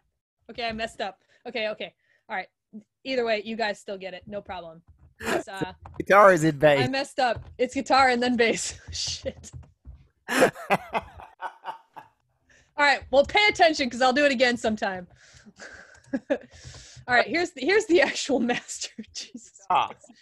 I am face to face with my childishness, wearing selfishness as a harness. I want to show you flowers and fill my arms with progress. I want to be a queen, refer to me as your highness. I'm as greedy as I'm giving.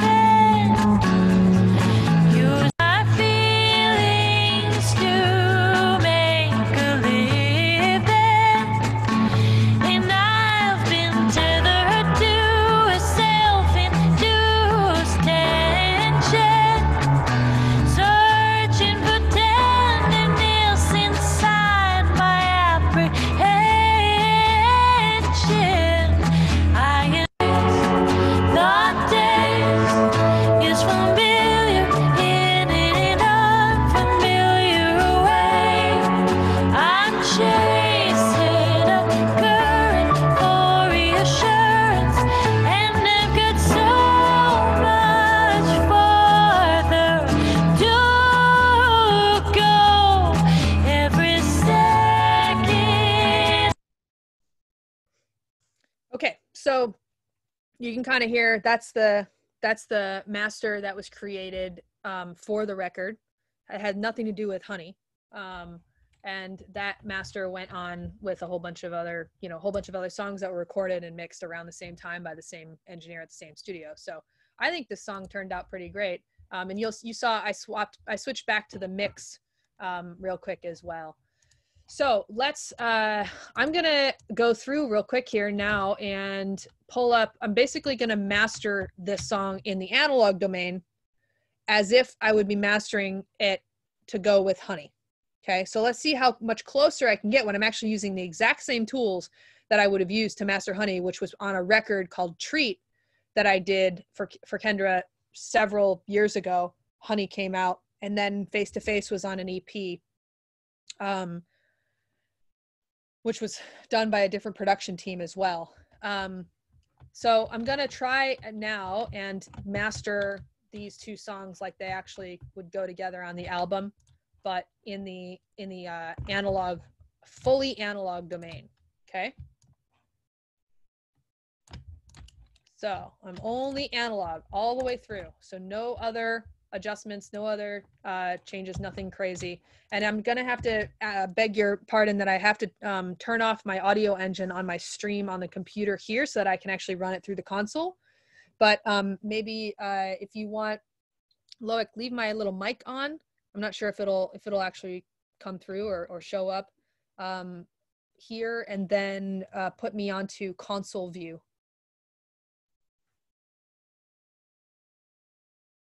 Okay.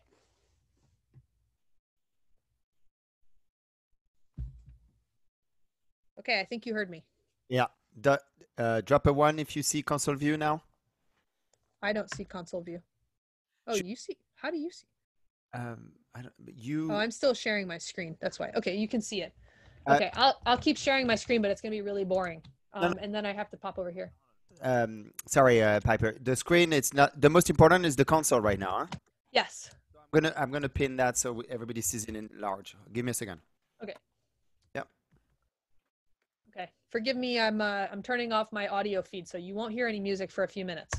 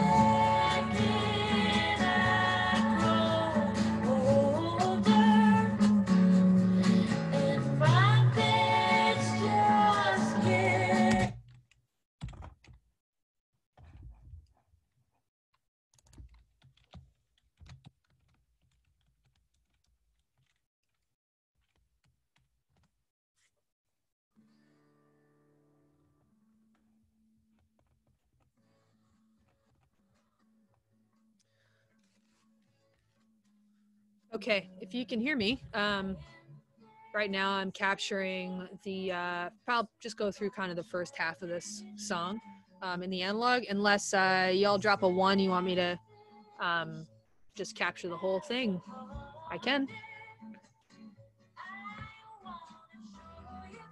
Okay, well, we'll let it go. We'll let it just capture through.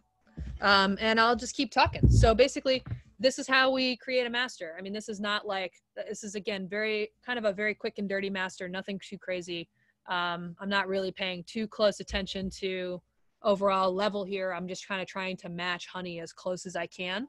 And usually this process would take, you know, I would sit here with it for probably 20 minutes or so, making sure that it's exactly what I wanted to do. If I'm about halfway through the album, I'm probably spending between, you know, 20 and 30 minutes dialing in that song, getting it ready to record. And so what you're seeing here on the screen is recording of the master.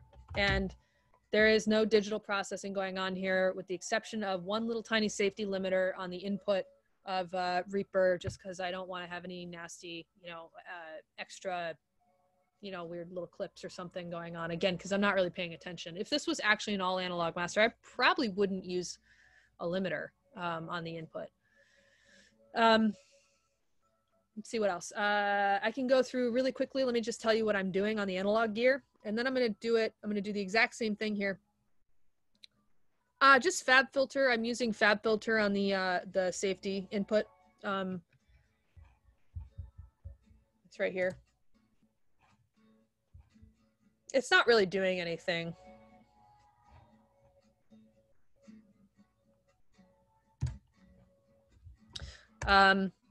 Just because I'm pushing the analog gear pretty hard to get that same sound that I got on Honey. I mean, Honey is a totally different production. And I would have used a hybrid system on Honey. So I kind of have to push the analog gear pretty hard to get face-to-face to work. But yeah, you'll see, I'll play you the before and after of face-to-face analog and digital in a moment. And then actually, somebody asked me a question about elliptical filters. Okay, 15 minutes left. Got it. So we'll blow through some of these questions here too while we're at it. So somebody asked me a question about elliptical filters. Some mastering desks have elliptical filters. This one right here has an elliptical filter that has lots of different choices: 40, 60, 80, 100, 120, 150. Basically, what an elliptical filter does is for everything below a certain frequency, on essentially what would be kind of like a low pass, everything below a certain frequency, it steers that sound into the center. So it helps us when we go to cut vinyl. What we need to do is get rid of some of the stereo information in the bass, because it's very, very hard to cut that stuff. So what we do is we just kind of fold it up into itself. Somebody is asking about, OTR is asking, to what dB are your VU meters calibrated? In this room, they're currently set for +4. Although Pete changes them all the time. I don't really look at these VU meters all that much. My meters in my studio are set for +4. Let's see. Okay, so now that song is done being captured. And then what the heck? Why don't I just so I don't have to switch gears on the clocks again, I'm just gonna go through real fast and do this as if I were doing it in the hybrid domain. And I'm actually gonna use something, here. I'm actually gonna use this little start that I had already on the digital version, but I don't think that I need that compressor, and I probably don't need that EQ. So I'm probably just gonna use these couple little tools as a starting place. And then I'm gonna change some of the analog gear as well, so that I can push it a little bit harder. Do I ever clip the input on the converters? All the time. I don't think there's anything wrong with it if it sounds musical, but I will never record something that has actual clipping on the digital file. There's a little bit different thing. Mastering chain calibration, Santiago is asking, I send a test tone at usually at -18, a 1K tone. And basically what we do is we play a 1K tone through the console when we start the day, play a 1K tone through, turn the gear on and off, make sure left is left, right is right. Make sure that when I send in a 1K tone at -18 or sometimes -14, that I get that back into the recording system. So I'll put the master on input, and I'll make sure I'll even record sometimes. You play out a tone generator and then record that back in. Okay, so I'm going to go through and capture this in the hybrid domain. So give me 2 minutes. I am faced with my childish days, wearing selfishness as a harness. I wanna show you fly.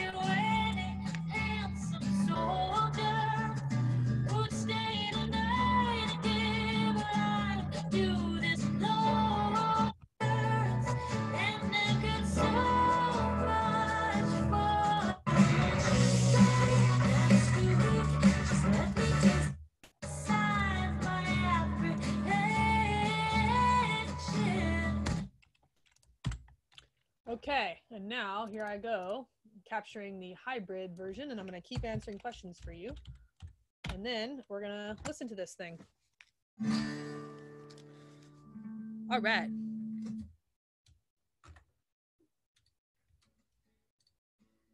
Okay, so we've got a few more questions here. What's the loudness penalty plugin? I just wanted to show you guys that that's something that you can use as a tool for when you're getting masters ready for streaming. The cool thing and the not cool thing is now that the loudness wars are for the most part over. The overall loudness of a song does not have to be so crazy competitive anymore, because if I send in anything to like iTunes or Spotify or YouTube, if it's over a certain amount of LUFS, loudness units full scale, they're going to turn it down anyway. So it's just responsible for me as the mastering engineer to take a look, make sure that I'm kind of in the realm of like it not being turned down too much. And that's what the loudness penalty will tell me. And then, okay, more questions. So for people that don't have a setup that can reproduce the bass, in your opinion, can you properly master a song using spectral monitor and tools like tonal balance? I got to be honest, I don't really think that that's the best thing to do. I think it's better to train yourself on what good bass sounds like, even on a bassless setup. I think it's smart to always, you know, pay attention to like some, like look at some metering like waterfall analyzers, or like, you know, sometimes a little bit of, you know, spectral analyzation is like totally fine, but like I think it also fools us a lot. Like I will often take a look, and this is not my normal mastering chain setup template. This is a new template that I set up for today. But usually the insight meters have, I have it set up to show me correlation, show me correlation and phase, show me a little waterfall timeline of what's happening in the verses and the choruses. And I'll pull that up in just a second when it's done capturing so you guys can see. And also it shows me meters like loudness and loud LU. So meters 0 dB, 0 VU is, well, it's not, that's not really translatable. Basically, like if you go back, you have to kind of go back the other way and say minus 14 dBFS is kind of 0 VU. Gain staging while processing. I basically just checking along the way, checking every single time, making sure that I'm not hurting, you know, or having it start getting squashy. When I say make sure it won't get turned down too much, how much is too much? Loudness penalty tool is great. So Jonathan, I won't send in anything usually. I mean, it's always, artist is always right, customer's always right, but I will usually like aim to be within about 2 to 3 dB of turning up or down on the loudness thing. And remember, if you send something in that's not loud enough, they'll turn it up and it'll still sound great. But if you send something that's way too loud, they'll turn it down by too much. And if you keep in mind, my 6 dB up or down is half or double loudness. Okay, keep in mind your audio physics, pay attention to that stuff. Okay, sidechain, what is sidechain frequency? There's a whole bunch of stuff here going on. There's a compressor that has a sidechain. Basically it's sending information to the compressor on how to react to the sound without it already reacting to the sound, the full sound. I use 4-ax sampling as well as linear phase on the EQ. How does this affect the master? 4-ax basically, if you have your plugins over sampling, that means that any errors or any digital issues that the plugins are going to come up with in the computer, they'll be in theory up for in the higher frequencies of, you know, 4-ax samples is 4 times what I'm mastering here at 48K. So it's going to be up above the range of human hearing, but even by the time you've cut it in half to account for the Nyquist frequency. I might be speaking a lot of crazy audio physics, but these are really simple basics of audio and digital audio that you guys got to understand. If you're going to work on a career in mastering, check out a book called Mastering the Art and Science. It's by a guy named Bob Katz. He's fucking awesome. And you have to read the book like 6 times like I did just to understand the first chapter.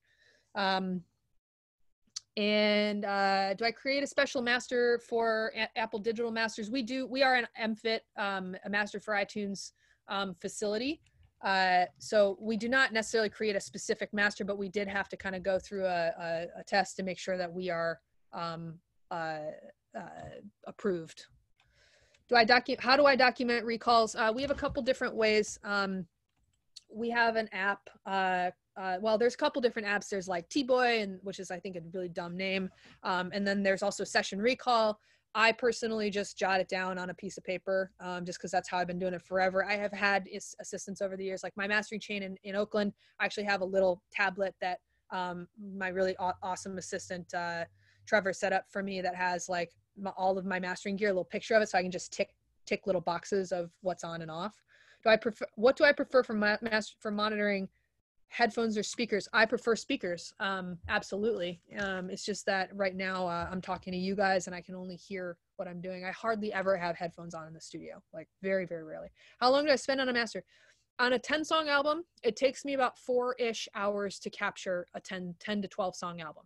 Okay. So that's like woman hours sitting in the chair to master the actual record. And then there's another 4 to 8 hours of creating master deliverables, creating references, going back and forth, doing some revisions, etc. So if you think about why mastering costs money, part of it is related to like how long we actually work on it. So if you think about like a 12-song album, we actually end up spending around 12 to 14 hours of actual time on the album itself. And that's accounting for maybe a round or two of revisions. Do I ever intentionally clip the converters on the input? Yes. Sometimes I do, only because I have very musical converters though, and only on certain projects. Do I use any form of matching software? No, I don't have any use for that. I use my ears. How do I determine which song to match to? Well, when I'm going through the album, I kind of organize things in terms of like, all right, this set of songs has the same instrumentation. This set of songs has the same kind of vocal presentation. This set of songs is in the same key as each other, you know, and then this is like, these are anomalies or weird ones. And so I kind of go through the whole album like that. And so I kind of just am able to almost like just kind of tick through the wheel of sound rather than going like, all right, that song and then that wildly different sound and then that sound and then that sound. It makes it a little bit easier to work. Okay, you guys want to hear the analog only master and the hybrid master and the digital master that we made? Yeah. Okay. I'm going to pop back over here to our other audio engine, the Zoom Audioed.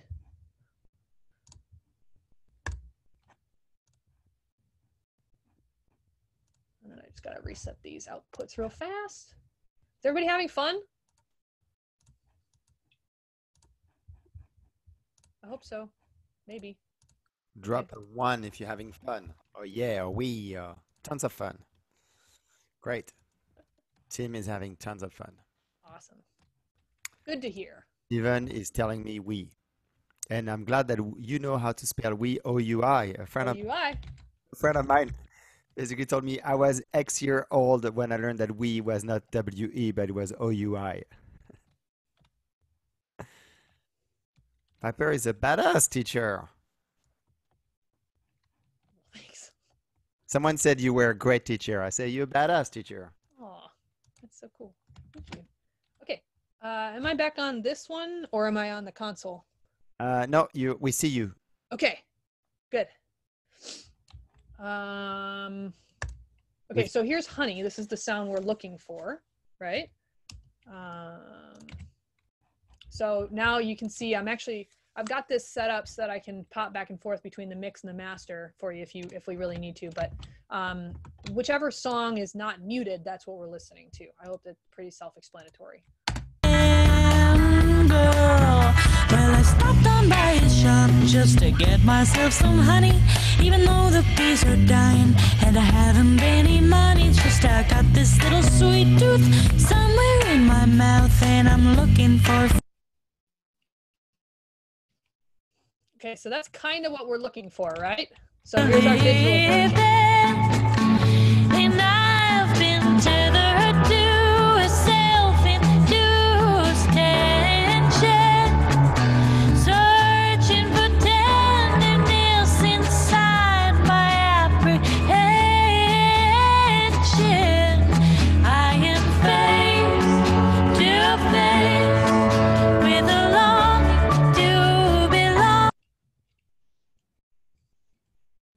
Here's our analog version. The days is familiar in an unfamiliar way. I'm chasing a current for reassurance, and I've got so much farther to go. Every second Here's our hybrid version.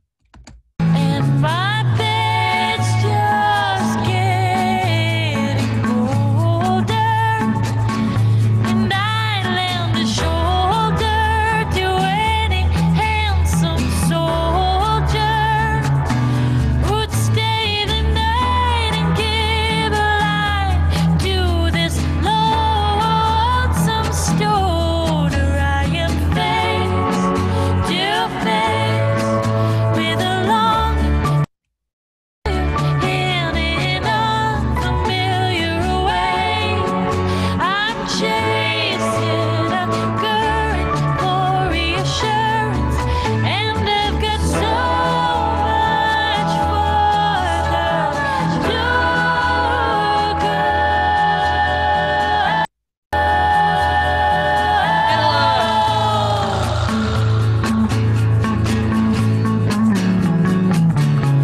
I wanna bury my life's balls below my mattress, and then I build me a hole.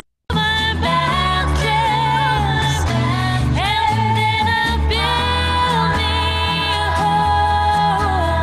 Out of the ashes, I'm face to face with a longing to belong to a place. The taste is familiar in an unfamiliar way, and I'm chasing a current for reassurance, and I've got so much farther to go.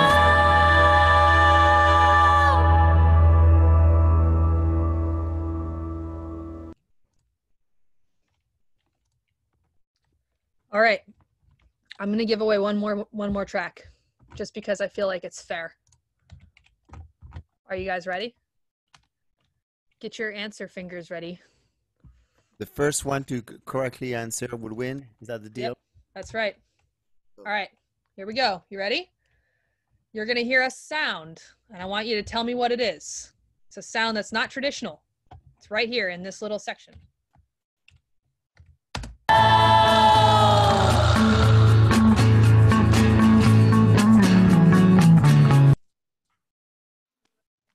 Awesome. Yeah. Wow, that was quick. All right, let's see. Let's go up to the top. It was a vibroslap. And that would be syntonic.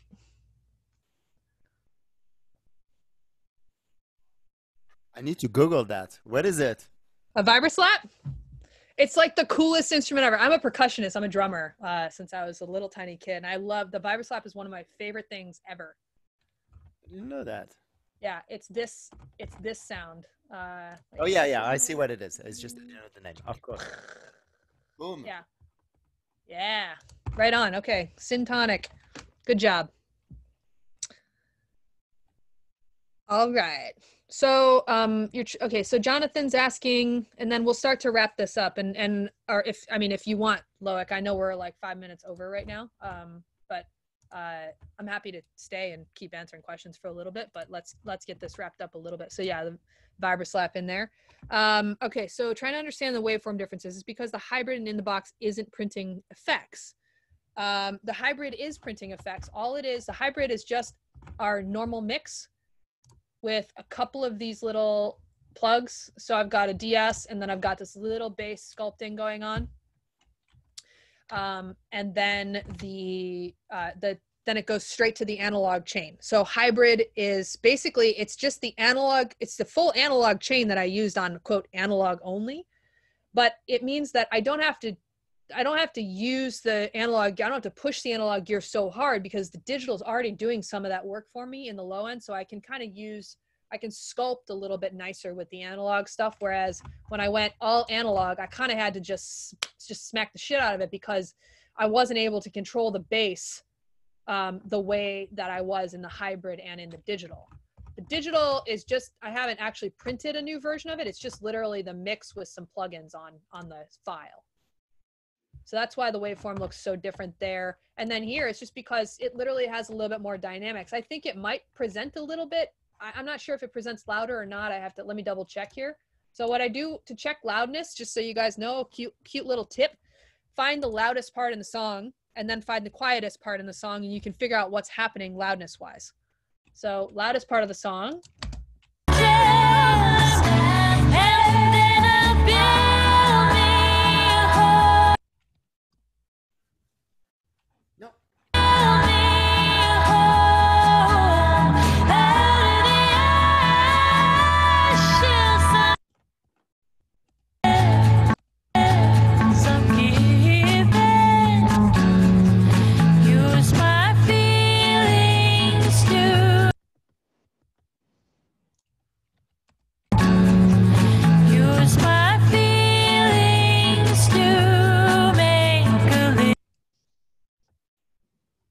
Yeah, so what I did there, I basically found the loudest parts, and the loudest parts are just about the same. It's just that the waveform on hybrid looks a little bit like it's got a little bit more movement because it does. The analog is literally slammed. I mean, I had to slam the shit out of it just to get it to sound something similar to Honey.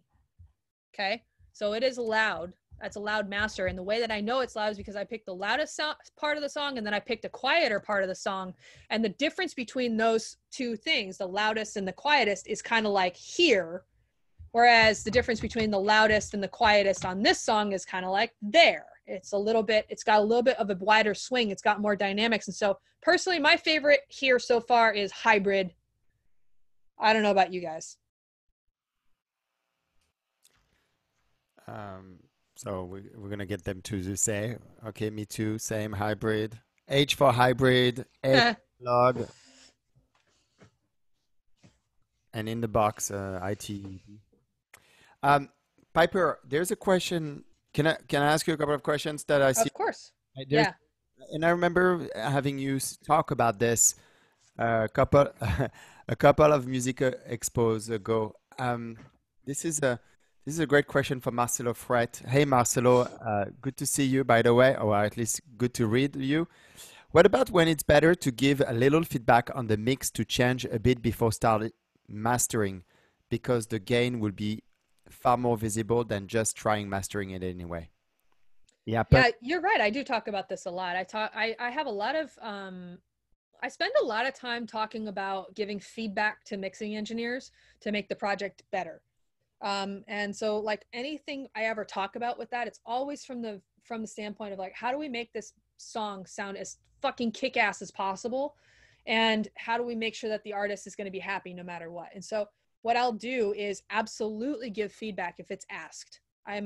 Look, I'm very opinionated, but I will never actually, in a working relationship, hardly ever actually just, impose my opinions or my thoughts on the song unless I'm asked, and that's just part of that's just like etiquette and part of being a good steward of the project, and and a good collaborator as well, because the last thing I want is for a mixing engineer to be mad at me and think I threw them under the bus somehow by saying like, oh, this needs a remix. But yeah, absolutely. I give feedback on the mixes and spend time doing consultations ahead of the mastering session all the time. Absolutely. And if I remember, you also give sometimes feedback on the production itself. Sometimes I will give feedback on the production. Yeah, if I'm, and the only reason, and I'm not a producer myself. I'm not really in the business of being creative with other people's music these days. I really just spend a lot of, is that your cat?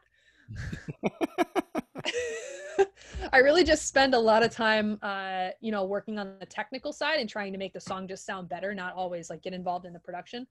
But the some of the most fun I have is when I do get to collaborate, or when we are able to bring in the session, and, and for, just a really simple hourly, we just kind of open it up and look at it and see, like, okay, let's run your actual session through the console and see what happens. And if we make a little adjustment in this part of the bass on the multi-track, what happens? And I don't believe that that's mixing necessarily. I don't believe that that's stem mastering, and I'm not even going to get into stem mastering right now. But I do think that having any conversation with an artist, or someone who can say, like, well, why do you, like, if I'm fighting against the bass, for instance, and they show me the session, and it's just because their bass is so slammed I can't do anything with it, it kind of shortcuts our path to success. All right. So that's a question from Santiago. Any tips to achieve depth? Don't breathe. MVP.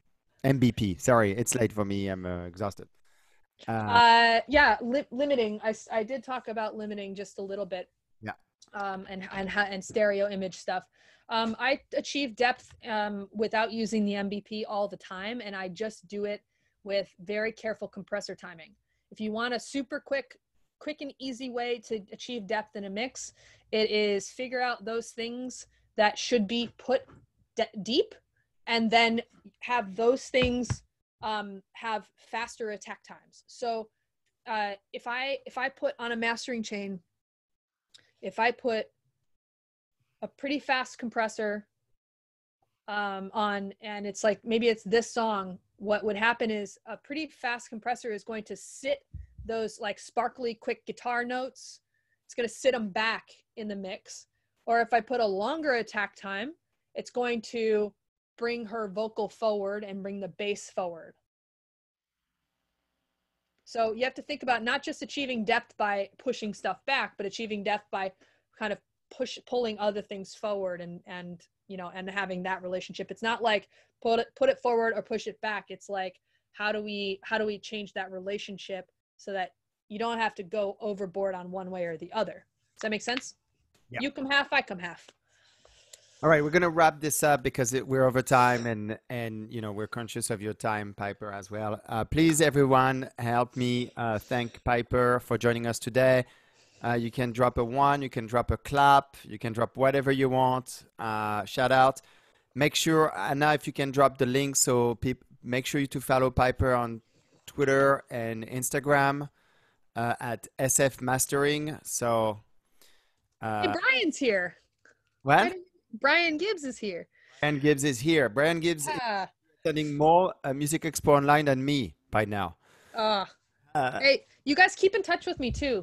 Yes. Okay. And go follow Kendra and tell her how great her music is, because she's like one of my very favorites. So let's follow Kendra. I'm going to turn off the screen so we can see you. How do we do that? Can you turn off? I'll stop sharing. So go follow Kendra. Go follow Piper on Instagram and Twitter. Anna's going to drop the links. Also, if you want to rewatch this session, we'll probably, once we get the file from Zoom, we'll upload to our video section. So it's musicexpo.co/videos. As a member, you can have access to a library of videos for free. So you can watch Piper's, but you can watch also the other ones. And I want to call out 2 upcoming sessions. We have one with Amanda Presson about how to build a fan-based with live performances online next Thursday at 6 p.m. Eastern Time.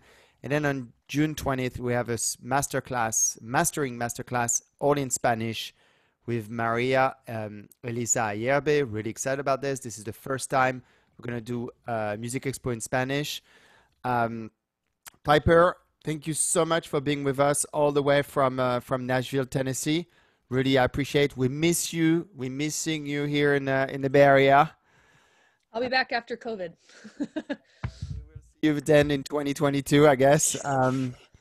Well, I'm not that far away here. I'm just I'm only 2 hours difference here, so call me anytime. But no, thank you again. Yeah. Hey, look, can I do a quick plug for something real fast? It has nothing to do with. Yeah. So I have this experiment going. for anybody that's actually still watching here, I have this crazy experiment called No Stupid Audio Questions. And it's basically, if you just go to, I have a little website set up at tinystereo.com, and it's an anonymous form, so you can ask any audio question you want, and then I find the answer to it, or if I know the answer, or if I don't, I find a friend or colleague who knows the answer, and we're going to broadcast a series of these where we answer all of your non-stupid audio questions of any sort. And it's all completely anonymous. So if there's ever anything that you want to ask that you're afraid to ask in public, go there. Oh, so fun. And we're going to share on our social. I love it. Yeah. Anything else? That's it for me. Thank you so much. Thanks for, for always supporting me, Music Expo. Tell all your friends how awesome Loic is. And thanks to the Infrasonic crew for clearing the way for me to do this evening. And go eat cheeseburgers. All right, go eat cheeseburgers. Thank you, Piper. Thank you, Infrasonic. Thank you for everybody there, Pete and the rest of the crew, and everyone online. Thank you so much for joining us. This was a special session. We're excited that you stick around, and we'll see you next week. Take care, everyone. Bye. Go see Maria. Go see Maria. Yeah. Yeah.